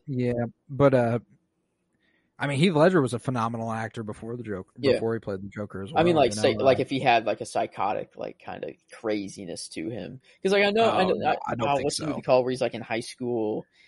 10 Things I Hate About You. Yeah, I know he was a great actor beforehand, but like I didn't know if he was like if he had any villainous roles before, or if this was like. He was in A Knight's Tale with Paul Bettany back in the day, which was a good ass movie. Frankly, he was in The Patriot. Other than that, though, I don't know about any villainous roles. The Brothers Grimm, Brokeback Mountain. Yeah, he was in a lot of great stuff. But never start with the head. The victim gets all fuzzy. Doesn't feel the next day. See, like I like just the amount of lines that like I just know off the top of my head that he says. Like he's that like everything he says is iconic. Like during the whole movie, and it's like he steals the show. Like you just want him to be on screen. Like during that movie, you're just give me more Joker. And I think the funniest moment in the entire movie is whenever he talks to Harvey Dent in the hospital, where he's dressed up as the nurse, but it takes him taking off his mask for Harvey to realize that it's Joker. But like before, like he saw the white makeup with the black eyes, like only like he didn't recognize the Joker until he took off the mask. And I like incredible. It's just kind of funny. I guess he was in a daze, kind of waking up from whatever, recovery, whatever they did to him. I don't know how much you can really do other than put bandages on. But yeah, I don't know. I think, his moment in there where, he gives Harvey the gun and points it right at him. He's like, let's introduce a little bit of chaos. He's, he doesn't care, he doesn't have a plan, but he's thinking 7 steps ahead, at the same time. He's pretty incredible, man. And this, I'm reading some more on Heath Ledger and stuff, and like, God, it's just so sad. Yeah, he was found dead on January 22nd, 2008, with a bottle of prescription sleeping pills nearby. Concluded it was an accidental overdose of prescription drugs that included painkillers, sleeping pills, and anti-anxiety medication. He died during the editing of The Dark Knight. Oh. So they had to promote the film Dang. after he had died. Which is just devastating. Like, I mean, I'm glad that this was kind of like his last hurrah, and that we got, this at like, it's great. Like, I feel like he just reached like his full potential. Like it was just a role. Who knows what could have happened later? Yeah, That's a super sad story. But Heath Ledger's role as the Joker is one that has been immortalized, and I can only imagine will continue to do such. But the fucking putting the pencil on the table and be like, I'll make the pencil disappear. He's like, voila! Yeah. He's got the fucking grenade in his suit. Yeah. He's like, got his like. You ought to know. You bought it. What is it? Gamble here won't be able to get a nickel from his grandma or whatever. Like, just like his lines were so perfect. You think you could just steal from us and walk away? Yeah. Yeah. Yeah. I don't know. He just was perfect as the Joker. The lick of the lips, I don't know, his laugh. The sheer mystery about him. Nothing, you know nothing about him. Just like Yeah. Some people just want to watch the world burn. Him burning all that money, and then feeding that whatever that dude's name to his dogs. Yeah. That bouncer guy or whatever, mob guy. Damn. But yeah, damn. Just a little anarchist here, just does whatever he wants to do. Gasoline and I'm not insane. I'm just ahead of the curve. I'm just ahead of the curve. Man, what is this? Is it dynamite and gasoline? Is that what he said? Were like the two, like, what his two things or something that are cheap, like you don't need all these fancy gadgets, blah, blah, blah, blah, blah. I my two favorite things are, gasoline and I think it was like dynamite or TNT or I don't know, something like that. I cannot remember, but I don't know. It's a timeless performance that I mean, I would love to see it be topped, but if it is, I don't anticipate it. I don't anticipate it. I'm looking at some quotes now. I believe that whatever doesn't kill you simply makes you stranger. If you're good at something, never do it for free. That's a good one. Now I see the funny side. Now I'm always smiling.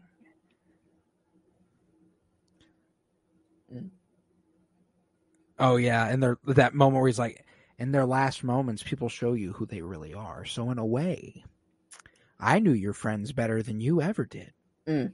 You want to know which one of them were cowards? Damn. Oh, dude knew exactly what to say. Yeah, he knew that dude was not going to stand. You have nothing to threaten me with. I have nothing but an upper hand. Like, I'm a dog chasing cars. I wouldn't know what to do if I caught it. I just do things. Whenever Batman gets he's they're on the motorcycle, he's playing chicken, he's like, hit me, and then Batman falls and the dude goes to take his mask off and gets shocked, and he's like, oh, just starts laughing at him and kicking him. Like, oh man, dude is. This is what happens when an unstoppable force meets an immovable object. Damn, what a dude! What a dude! God. All of not a monster. I'm just ahead of the curve. Whenever he had that dude hung upside down reading the paper, the handheld, whenever he was screaming at him, the fact that he put a cell phone in someone's stomach. Oh, dude, yeah, dude, man, what a villain. Why so serious? Man. But yeah, he was the undoubtedly number one here. He went very quickly in. Oh yeah, there was a no doubter. So, no doubter there. But with that, top five there, I had Heath Ledger as Joker at 1, Willem Dafoe as Green Goblin at 2, Ian McKellen as Magneto at 3, Alfred Molina as Doc Ock at 4, and Elizabeth Olsen as the Scarlet Witch at 5. I had Heath Ledger as number 1 as Joker, Willem Dafoe as Green Goblin at 2, Alfred Molina as Doc Ock at 3, Josh Brolin as Thanos at 4, and Michael B. Jordan as Killmonger at 5. Now, what do you say we get into the live-action superhero portrayals? Yes, sir. I am ready. Let's get it. Mm-hmm. So, we'll start with the 5. And I'll get us rolling here. This is where I have Charlie Cox as Daredevil.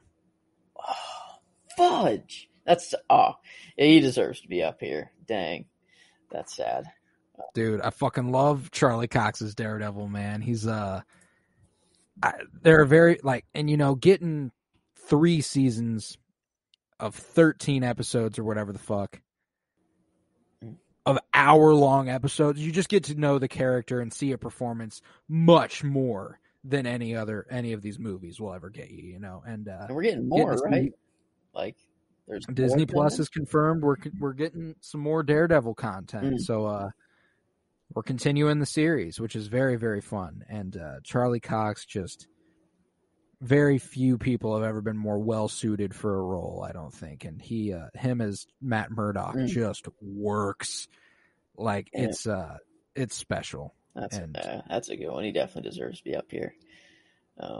Yeah, I didn't have him, but god damn. Yeah, that show, so good. Just seeing him pop up in No Way Home, just for that brief little moment was really cool. I'm excited to see whatever they have planned for him in the future. But man, yeah, I can't believe I didn't even think about that, about putting him up here. But yeah, that, because for this category, I kind of took casting, like if they just fit the role well, was kind of like a big part of my decision, as well as like just how well they did in the role. But like because like it'll make more sense as I think I say my picks, and like especially my number one, I think will be a little unexpected, but that's kind of how I thought about this category. I feel you.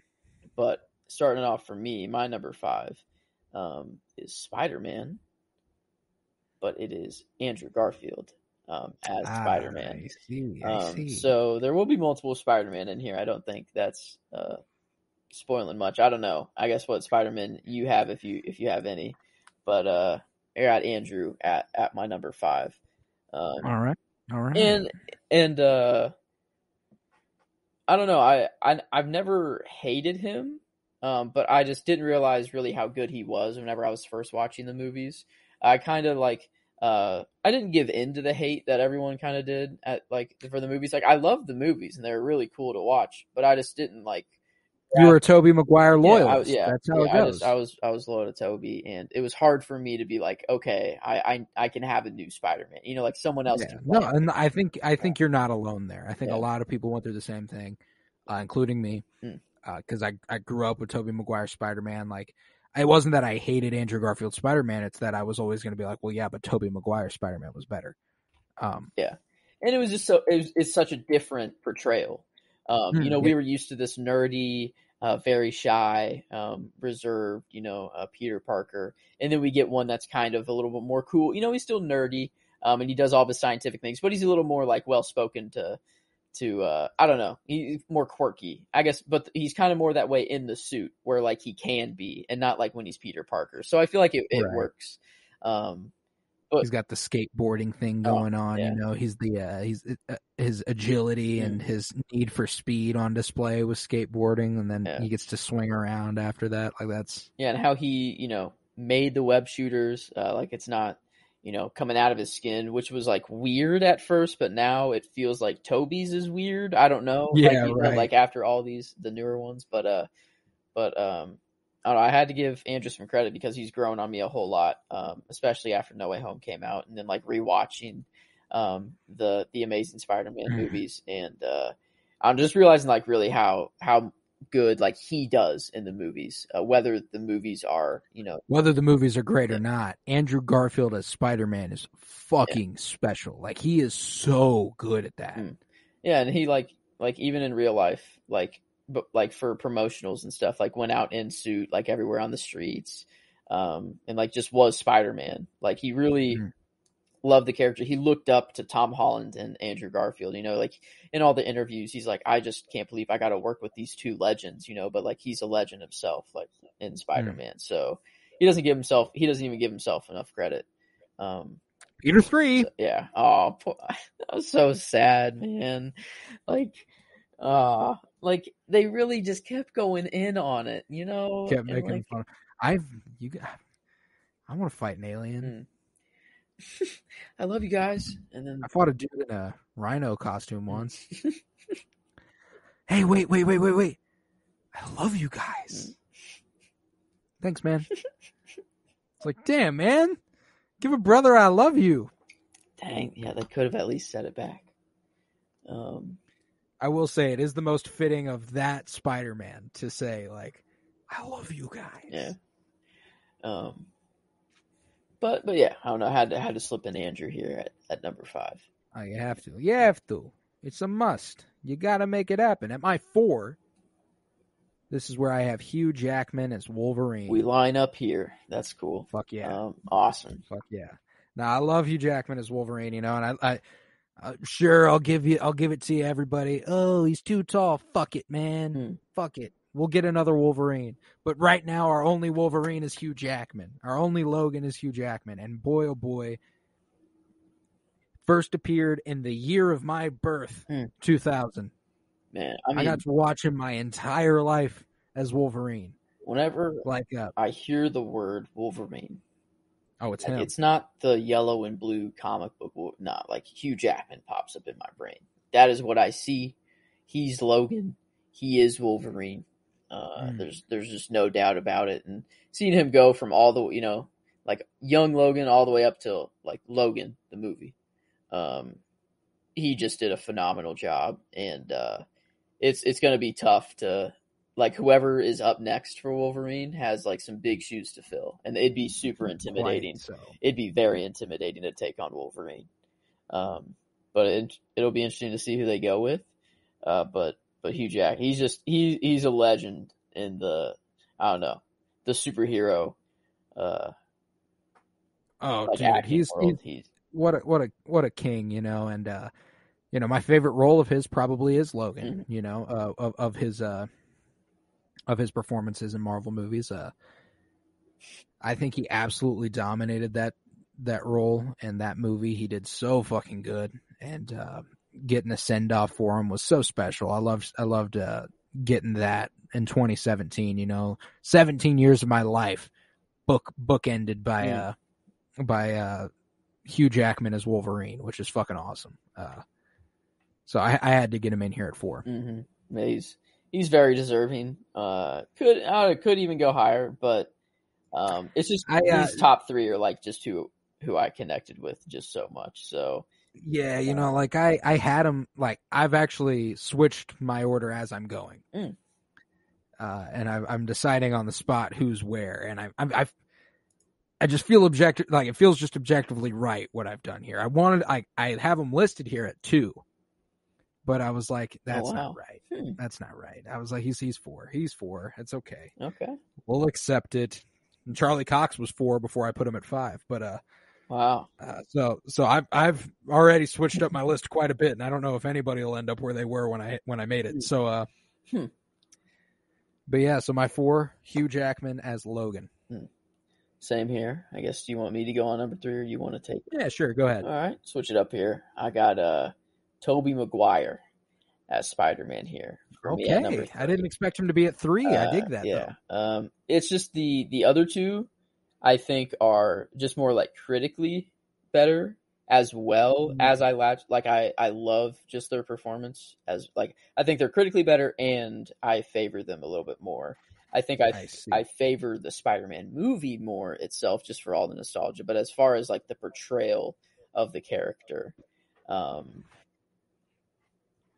I don't know. I these top 3, they're all freaking amazing. Like they're all like amazing, and it's tough putting like a Spider-Man out of 3. It's usually my 1 for all these categories. Right.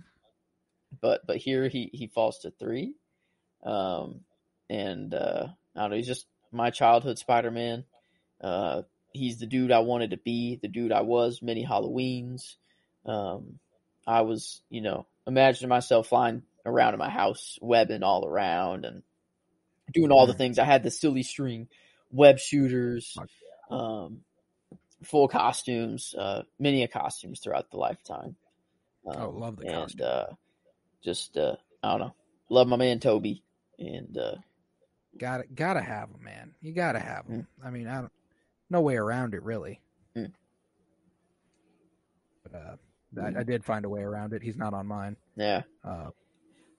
But it was hard. It was hard not to have him. I fully support having him, though. I thought for sure he'd be your 1. I'm glad he's not, though. That makes me excited for the rest of your list. I think now I know a little less of what's to come. So that's satisfying. But yeah, Toby, what a legend. Legendary Spider-Man. Just our king. Just our king. But with that, on to my 3. All right. This is where I have Chadwick Boseman as T'Challa. I had to get him in here. And he started this list at 5, and I was like, well, that's not right. That's not right. So we found it though. 3 is where we will settle with Chadwick Boseman. An absolute legend, man. Beyond T'Challa, just all his other fantastic performances. The guy just didn't miss. Just a talent lost way too young. Super sad, and goddamn, was he special as T'Challa though? Like that was such a moment, that man, I'll love that character forever. There's a theater experience that was unforgettable.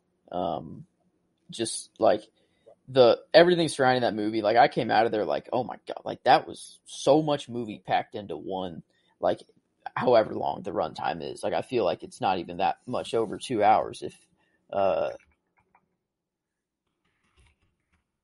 but yeah, 2 hours and 15 minutes like for that movie, and like getting all that character development and like all like just he's like so all like, that story. oh my god, yeah, he's like just so legendary, and the what if as you can see, I am not dead. I fucking love that dude, and he just, I don't know that the MCU has had a better casting. It is my favorite MCU casting. There is not and favorite MCU portrayal overall. I don't think there is a better example in the MCU than Chadwick Boseman as Black Panther. Get this man a shield. Oh, so much. Like leading, the arm, like in Infinity War, he is leading that shit. Well, we're in Wakanda, we're not going to defer to Captain America here. And them two running, they're the first two, they're the front lines, like they're just running out, like, dude, man, yeah, he's awesome. The suit, his mannerisms, he's a king, basically king of Earth, pretty much. If he wanted to be, he could be, but he'll stick with Wakanda. I'll stick with Wakanda for now. But yeah, I loved Chadwick Boseman as T'Challa, and whatever they choose to do with the character in the future, I'm excited to see. But it won't be the same. It won't be the same. So I'm glad we got him when we did, because it was such a special time whenever Black Panther was coming out, and he was in Infinity War and Endgame, being the first to come back through the gate. So he just walks right through. It's like, oh shit. That's right. We've won. We're going to win. Like that was the most reassuring sight to see, was Chadwick Boseman's Black Panther. Like, okay, we got this. We're cool. I'm glad you got him on here. I'd say if one were to be removed from my list, I'd probably remove Toby to put Chadwick Boseman in. I'd probably slot him in at number 3, like for Toby, if I were to put him on here, but definitely deserving of the spot. And my number 2, yeah, I think I'm sure. This is where I have Robert Pattinson as Batman. We line up once again. Okay, that's awesome. And like, I really don't think it's recency bias anymore.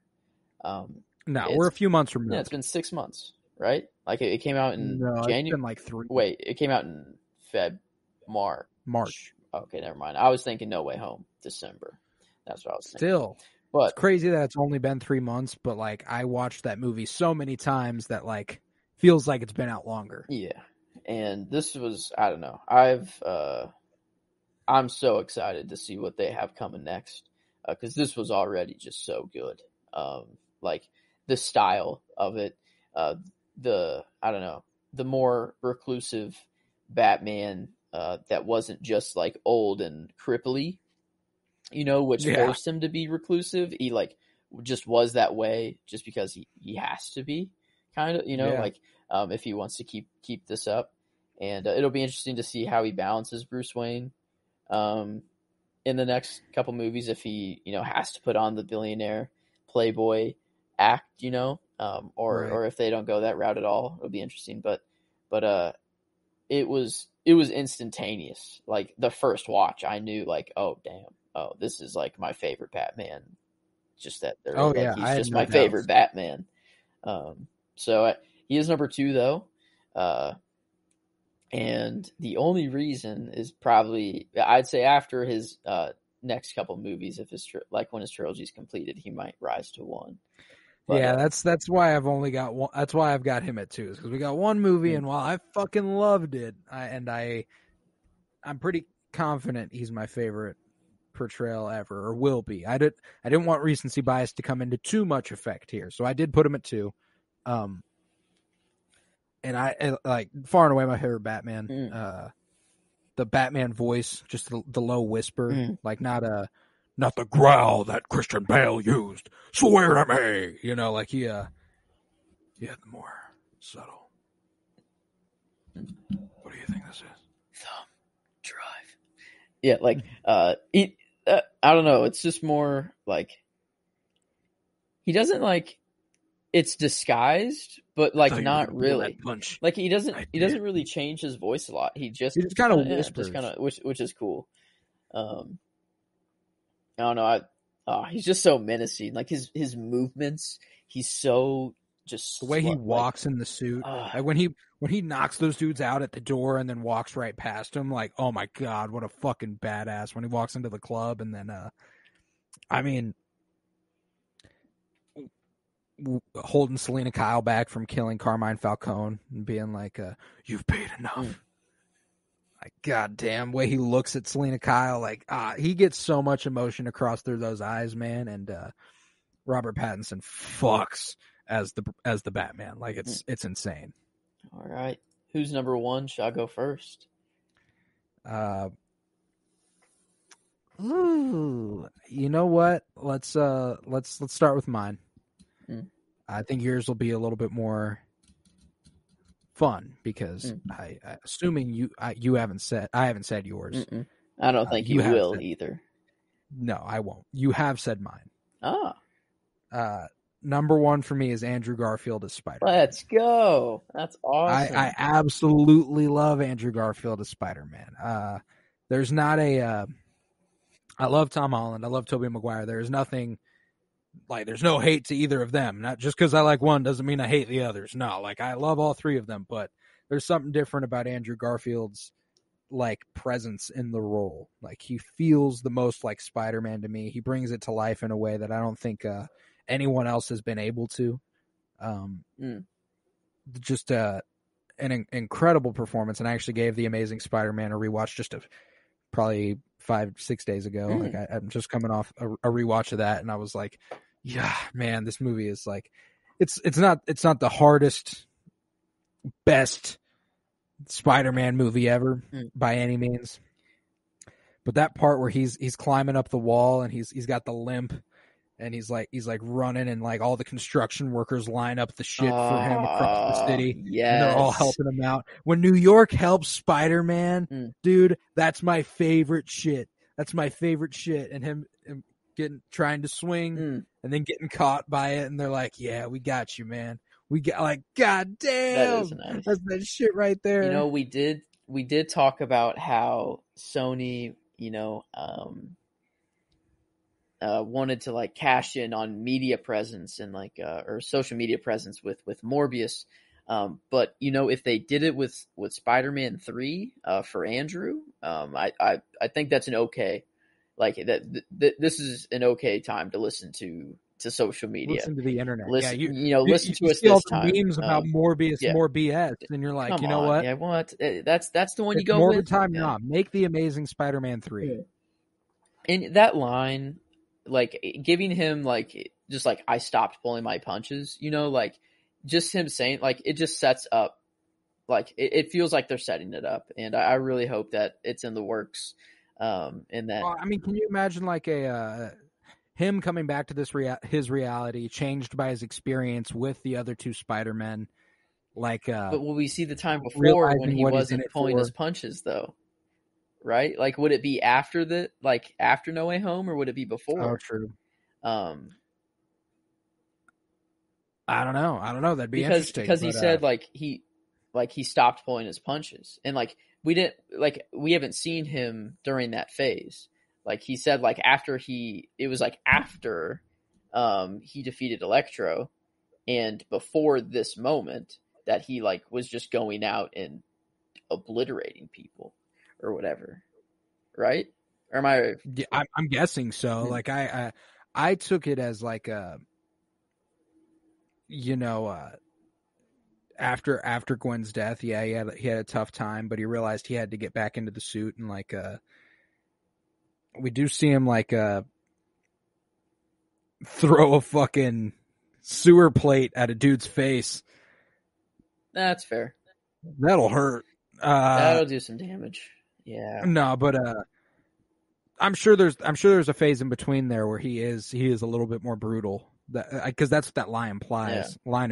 And it feels weird to not. Yeah, I guess that would be like why they probably wouldn't want to do before the events. No, you'd want to pick up after. Where like maybe we get like flashbacks of Andrew like struggling with the violence he inflicted on some, and like having to get back to a place where he's feeling comfortable being the friendly neighborhood Spider-Man again. Maybe there's something like that.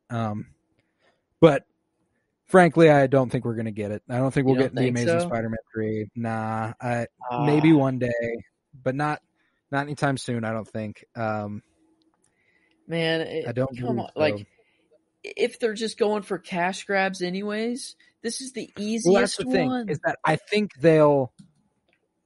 if they have another Sony Spider-Verse movie fail, like another one of those villain-centric movies. If that fails, if another one of those fails, maybe then they're like, all right, let's go ahead. Let's do the Amazing Spider-Man. We need something to get us out of the gutter. That'll make us a bunch of money. It'll be too late. Maybe Andrew's going to get too big. Nah, I think he'll always go back to Spider-Man if they offered it. Yeah, he's like that. Yeah. If he had time for No Way Home, that man was busy. Yeah. He had like 3 movies released in 4 months in the last half of 2021. Like it's what a talented man. What a sexy looking man as well. What the sexiest Spider-Man.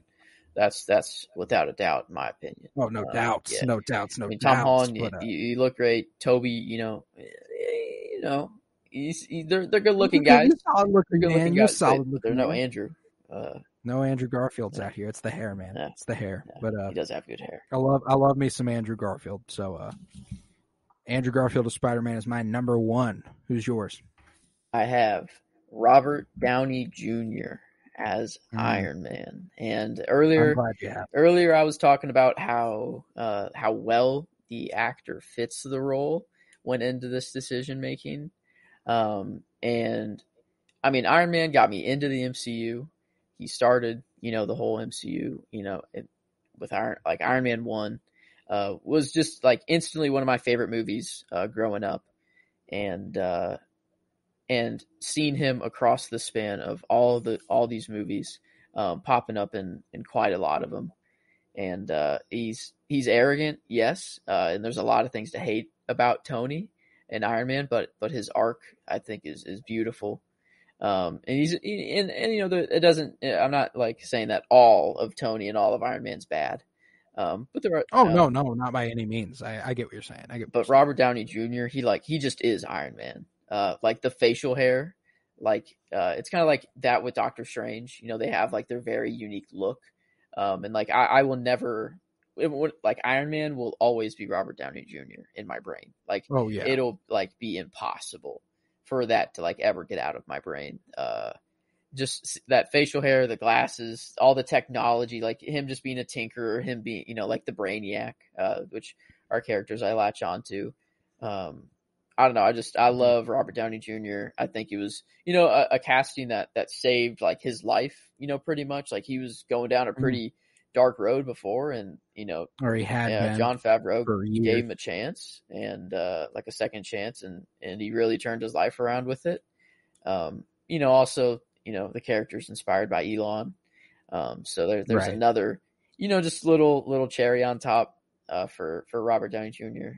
As Iron Man for me. But Critically not like the best portrayal, but for like my favoritism and like me just like, it's what got me into Marvel.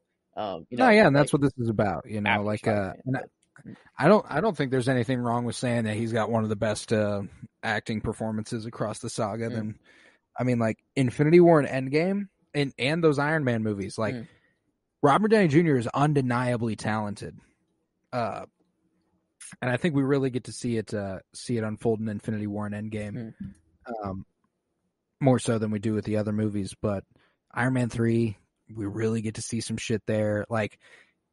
Iron Man, I'd say Iron Man 2 is just kind of one that's very forgettable all in all, but we do see his drunken fight with Rhodey in the house, and like that's it's a fun fucking movie. Like he's got so much under his belt, and it's so fun to see RDJ, and I'm glad another one we got the send off for with Endgame, and it was very satisfying. He is Iron Man. He's not Tony Stark.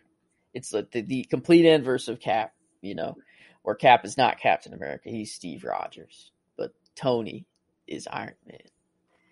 And it's the only way it could have happened, It was the only way. And like what a beautiful like sequence of events, man. Like just like I wish I could experience that for the first time again. Like I remember being like so confused, like as to like when Thanos snapped and like nothing happened. I was like, wait, what? Like how could that cut to him? And then I was like, no, no way, this is how it happens. And then I didn't even think that it would kill him. Like in the moment, I'm so shocked that he even got the stones from Thanos. And like I thought, like at first he would just like disable the glove or whatever, but like turning it in like himself, like turning his suit into the glove. Like I didn't expect him to, I don't know. I didn't expect him to snap. And then I didn't expect him to die from the snap. My mind was going so many different places that like, it was just such an unforgettable moment, like in the theater. And man, like I was bawling like a baby whenever dude, Pete coming up to him. Mr. Stark, we won. God dang, dude. Like, who knows if he could even hear them, Like, he was that fucked, like, in that moment. Like, he could hear them. I hope he so. Could hear them. Yeah. I think he can, He held off for Pepper. Pepper came and talked to him, it's okay. You can rest now. And that's when he's like, all right, hey, let's go.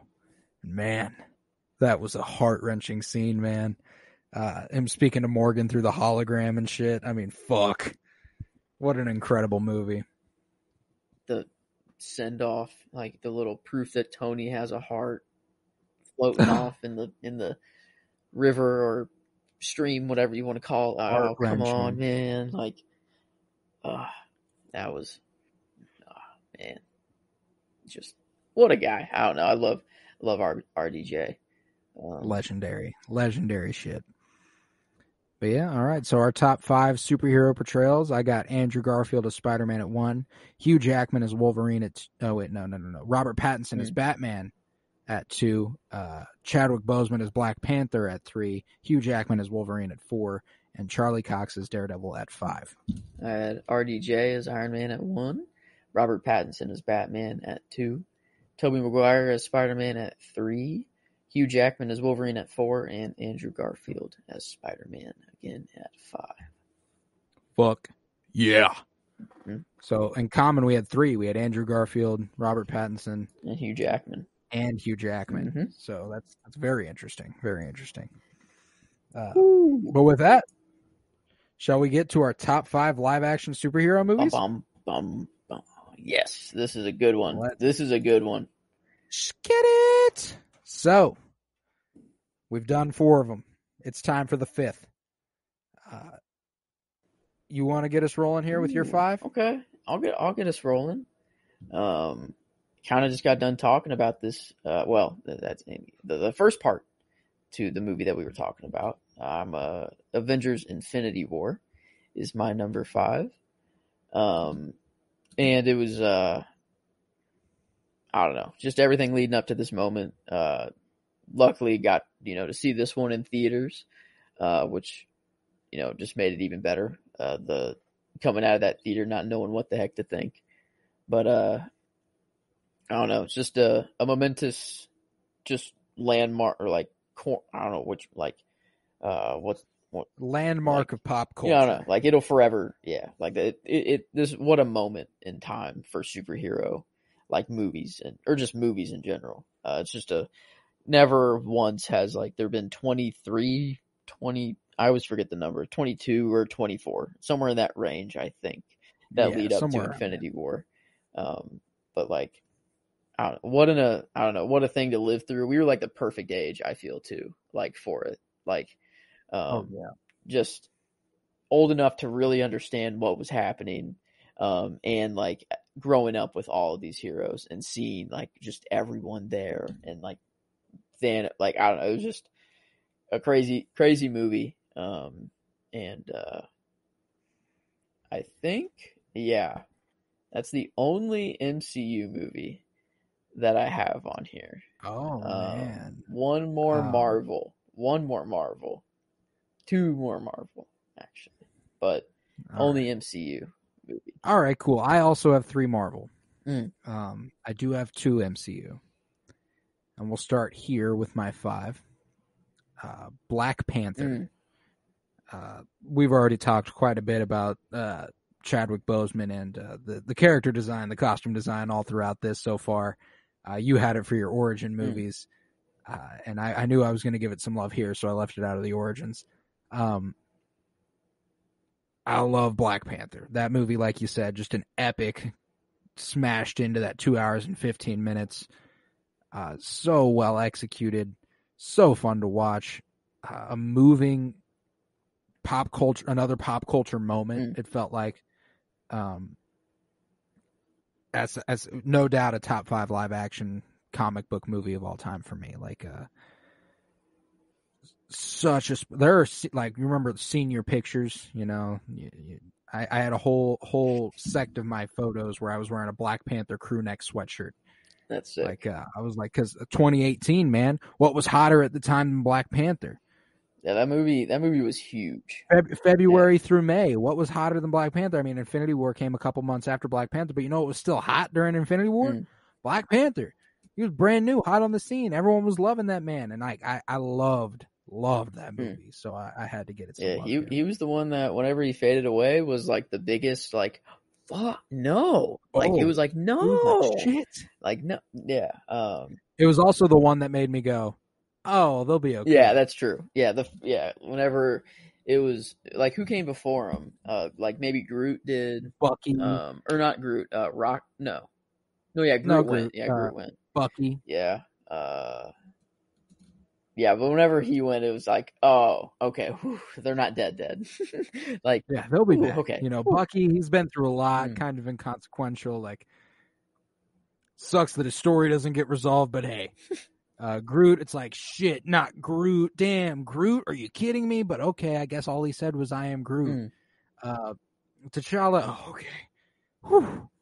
So they're all coming back then. Like, that was I don't know, but that's definitely deserving to be on this list. I don't have him here just because I had him in Origins and I didn't want to repeat. It deserves to be in the top 5 live action Star Wars movies.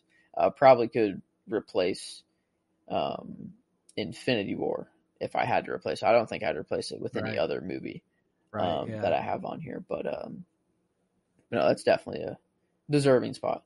It definitely deserves to be up here.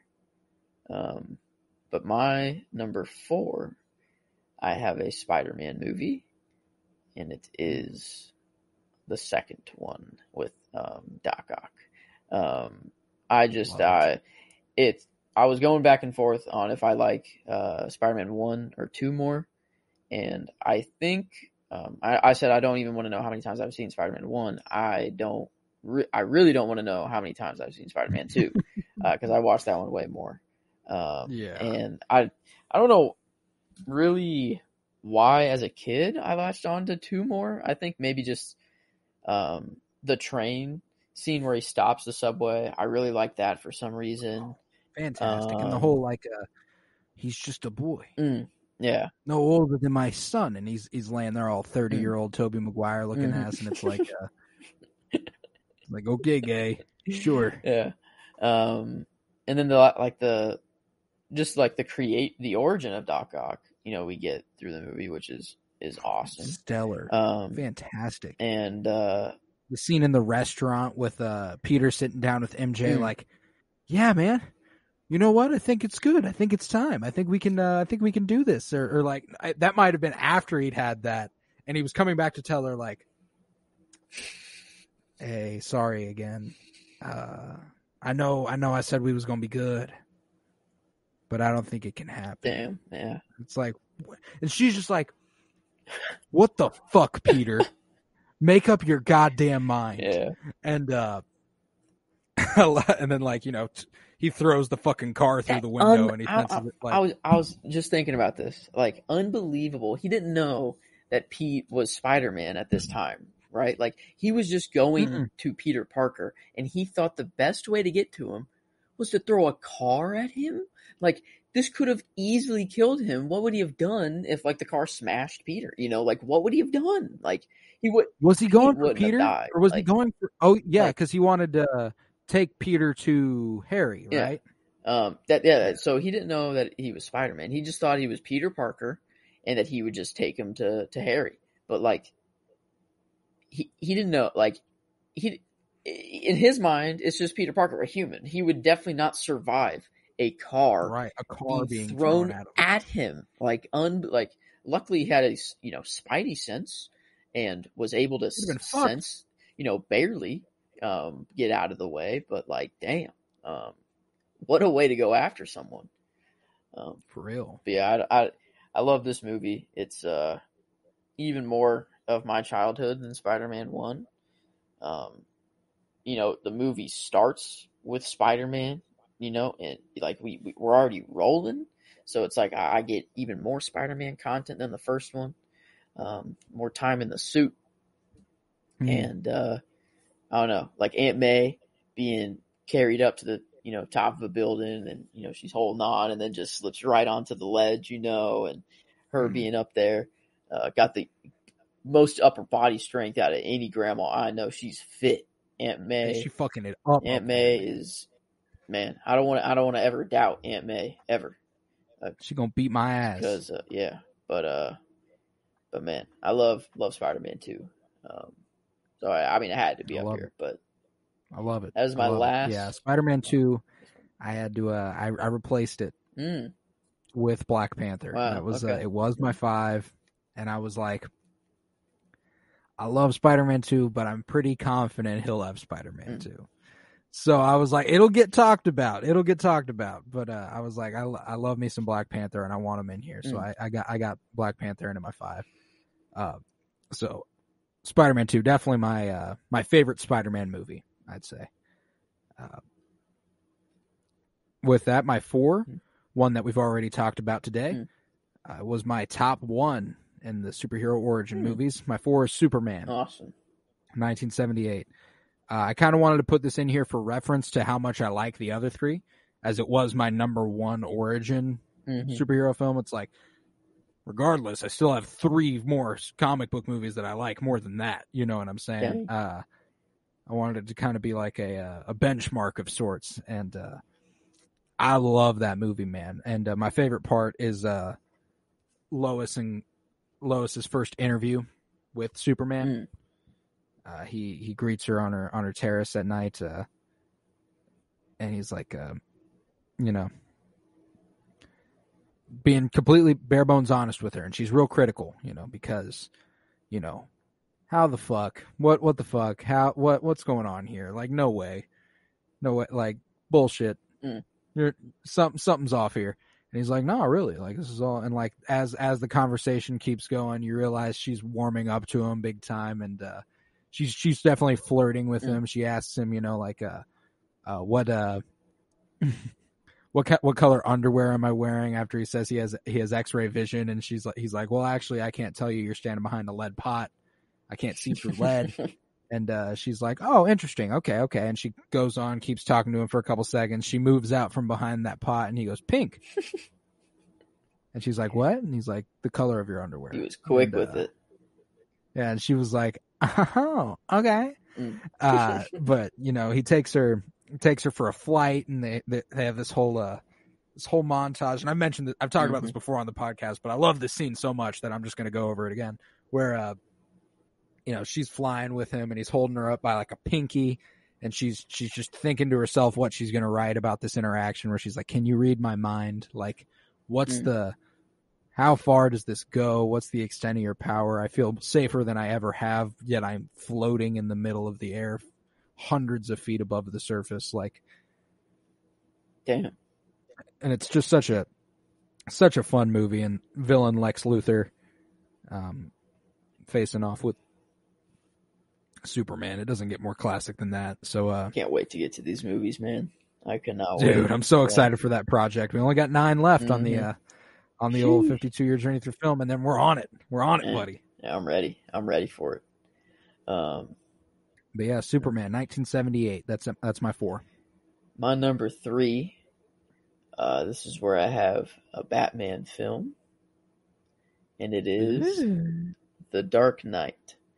I love it. I mean, every single performance in this movie, I mean, we've already talked about Heath Ledger and how he's number 1. That's cool. But like, we still have Harvey Dent, which is an unbelievable performance. Officer Gordon, and then like Commissioner Gordon. I'm gonna say probably the best Gordon story we've got. Like Christian Bale's performance is kind of pushed to the side. Like, he's the main character, but like, I'm watching more for Heath Ledger and Harvey Dent. Yeah, like all like the like those characters. I don't know. It's just one of the best superhero movies of all time. And one that I watched a whole lot in my childhood as well. I mean, my brother watched this all the time. I know so many lines from this movie. It gets so annoying, even when I watch it now. Like, because I'm like, right. I forcibly, I don't do it if I'm with someone, because I hate whenever people like quote movies and like or whatever. Say the line before it happens. But if I'm by myself, I can't help it. Like, if I'm by myself watching The Dark Knight, I quote 70% of the movie. Like, it's impossible, like, not to. And it's usually when the Joker's speaking. I don't know. It's like his lines are just ingrained in my brain. Why so serious? But I love The Dark Knight. I don't know. It's my number 3. I got 1 Marvel and then 1 DC movie left. That I also have 1 Marvel and 1 DC in my top 2, and I have the feeling. Once again, we have the same top 2. But maybe in the same order. I don't know. Probably. Maybe. Perhaps. Probably. Mayhem. But a good 3 there. A good 3 there in The Dark Knight. I unfortunately do not have The Dark Knight. I do love the movie, but it falls just outside my top 5. Probably just outside my top 6. Right behind Spider-Man 2, I'd say, probably. But with that, my 3 is one you already stated, Avengers Infinity War. Goated. This is just a classic, just goated. The best MCU movie, I think. I'm pretty confident in that. You kind of said it all. I don't know how much more I need to build on that. Just this epic team up of drastic proportions, disastrous proportions. The team losing, you just don't get that a lot. And it was wildly entertaining. I'll never forget that first watch, man. Like, what a twist! It was just speechless. I mean, it was. We lost. Like, everyone was in a daze walking out of that theater, and it was like, oh fuck! Yeah, and that was I gotta wait a whole fucking year for the next. That was one? What the that was hell? back when you had to go at midnight still for whatever, like for whatever reason you can go see movies at like 3 p.m. at like the first showing now or whatever, like the day before. But like you had to wait till midnight for Infinity War. Like, I think we saw it at midnight. Right? I think so. It was late at night regardless, I think. Because I remember walking out at night and everyone just like walking to their cars, and like I remember I got in my car and I was just like, Like I'm What like, the what? Like fuck, I was man? like, I don't like what is even happening? Like I just couldn't believe it. Like I had to comprehend everything for a good 30 minutes. And then I remember like not really being able to fall asleep that night. Like even like, cause Yeah, just being like, like, holy my shit. God. But no, it's Not Spidey, man. They killed Spidey. Mr. Stark. I'm sorry, Mr. Stark. I don't feel so good. God damn it. Why they gotta His last words in that moment being, I'm sorry. And like, what the fuck are you sorry for, Peter? What the fuck are you sorry for, Peter? Don't say that to me right now, homie. damn. Yeah, what a movie. Yeah, it'll it's gonna be hard to top Infinity War. I mean whatever they got planned in the future, whatever their next Infinity War like movie is, I don't know. But it's got to be something big. They got to pack a fucking punch because Infinity War, it's going to be hard to beat. But yeah, Infinity War at my 3 had to be so. Now let's see if we line up here. My number 2, I have Logan. Okay, so okay. We do have the same top 2. Awesome. But yeah, Logan is just it's a different breed of. It doesn't even feel like a Marvel movie. It feels wrong. It kind of just feels wrong to call. I don't know why. Like it feels wrong to call it a Marvel movie. It's just a movie. It's a film. You know, it's goddamn cinema. Oh my god. Yeah, it's just every rewatch. Like I'm like, dang, I hold this movie in high regard, but then I rewatch it and I'm like, I forgot how good it really is. It's the Rogue One of Marvel movies. Yeah, it's just every time you watch it, you're like, damn, this movie is just that good. Just that good, man. And I still got to give it a watch in noir. I have not done that yet, so maybe that's a good. We'll have to have just a fucking movie day over this summer, man, where we just like whatever we've talked about watching that we have not watched, just fucking do it. Yeah, Logan that's just that first watch that's another movie I wish I could watch for the first time again. Just so like I did not expect to get like that sad. And like I did not expect to get that emotional during this movie. I don't know why. No. Like it was kind of like marketed as a send off. And like I probably could assume that it wasn't gonna be happy, you know. But I just didn't expect like to move me that much. I don't know. Like it was just not to mention like Daphne Keane as Laura Kinney. Like that whole part of the story is just so fucking compelling, and the Hugh Jackman facing off with a younger Hugh Jackman. That's sick. What? That was sick. The VFX, like when did Logan come out? Like 2017. Yeah, that's right.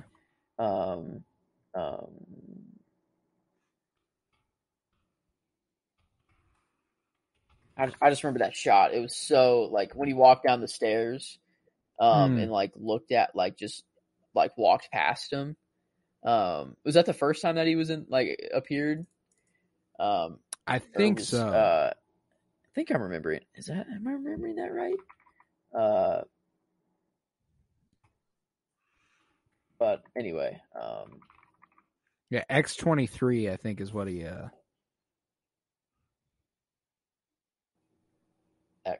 yeah, that's nuts.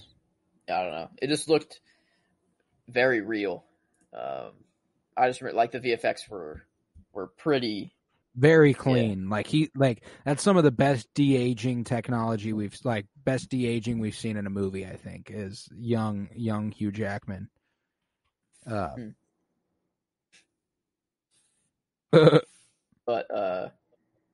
yeah, I don't know. I don't know. R1. I'm assuming R1s are the same. Yeah, but it's like the only movie Logan, that can do it. Like that can be. Like, this is the best live action Marvel movie. Yeah. Oh, without a doubt. There's no doubt. Yeah, without a doubt. It just critically just a beautifully shot movie. James Mangold dominates it. The fucking score is underrated as fuck, but Marco Beltrami just fucking destroyed it. Hugh Jackman obviously dope.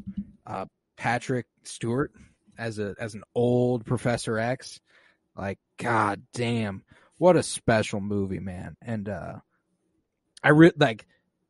this is the one that Marvel probably won't be able to top ever again. Like MCU will try to top Infinity War, but MCU will not come close to touching Logan. Yeah, it's critically. yeah, I don't know. Maybe like you just visual, like everything about the movie, the performances, visually, the way it's shot, like it was shot with noir in mind, which is cool. Like that, like so whenever like there was a lot of thinking that went into every shot, and you can just really tell. Like even on first watch, not knowing that it was meant to be shot in black and white, whatever. Like you could just tell, like this was a different. Just I don't know. It had its own, yeah. Like I don't know. Just it was so beautiful. Had its own flavor. Yeah. But yeah, an incredible stylistic feel to it, and only topped for me by one comic book movie ever stylistically. And at our number 1, we have The Batman 2022. If you are justice, do not like the. I didn't expect to like the Riddler this much. Like and like, what was the price for your blind eye? He came out and surprised the hell out of me. Bribes. He's talking about bribes. Bribes. Know how much? You fucking idiot. But man, yeah, this movie was just something different. Like off the first watch, it was instantly just, damn, that. First time I watched it in the movie theater, I went, oh yeah, so this is my favorite comic book movie of all time. Yeah. It was, I instantly knew, I'm like, okay, I have to see this immediately. I've never had that with a Batman movie. Like I've always watched Batman movies and gone, oh yeah, this was a really good superhero movie. I really enjoyed it. It was really cool, really fun, whatever, really dark, whatever the fuck they wanted to go with. This one I watched and went, that is one of the best comic book. That's might be the best comic book movie that exists, and I think it is. Robert Pattinson as Wolverine, as Batman, like we were saying, fucking incredible. Jeffrey Wright as Jim Gordon, Zoe Kravitz as Selena Kyle, fucking John Turturro as Carmine Falcone, probably the most underrated and emotional anchor of that movie is Falcone's part in that story. Like, oh, I love it so much. And like, now I'm gonna fucking watch it tonight. Guarantee it. It's you can't get away from it. It's just, damn. I don't know. I am super excited to see whatever they have to bring next. So glad that Alfred didn't die though. Like I really thought that dude was dead. Need some more Andy Serkis Alfred, man, because I love Andy Serkis. And like seeing more of like their version of Wayne Manor, like just like the like old, penthouse, worn down. like part like super high, like it's not it's not like its own mansion in like the middle of nowhere. It's like right in the city, which is kind of cool. And like the style of it is sick. Like it's castle. Well, it looks just so old. Like it hasn't been seen to since his parents died. Like nothing he has hasn't changed. a thing. Nothing has changed. Everything has stayed right where it was. Like he is hung in an arrested development there. Like, well, now I am vengeance. I'm vengeance. What I'm doing is my family's legacy. Oh, like yeah, he's just just a badass Batman. He's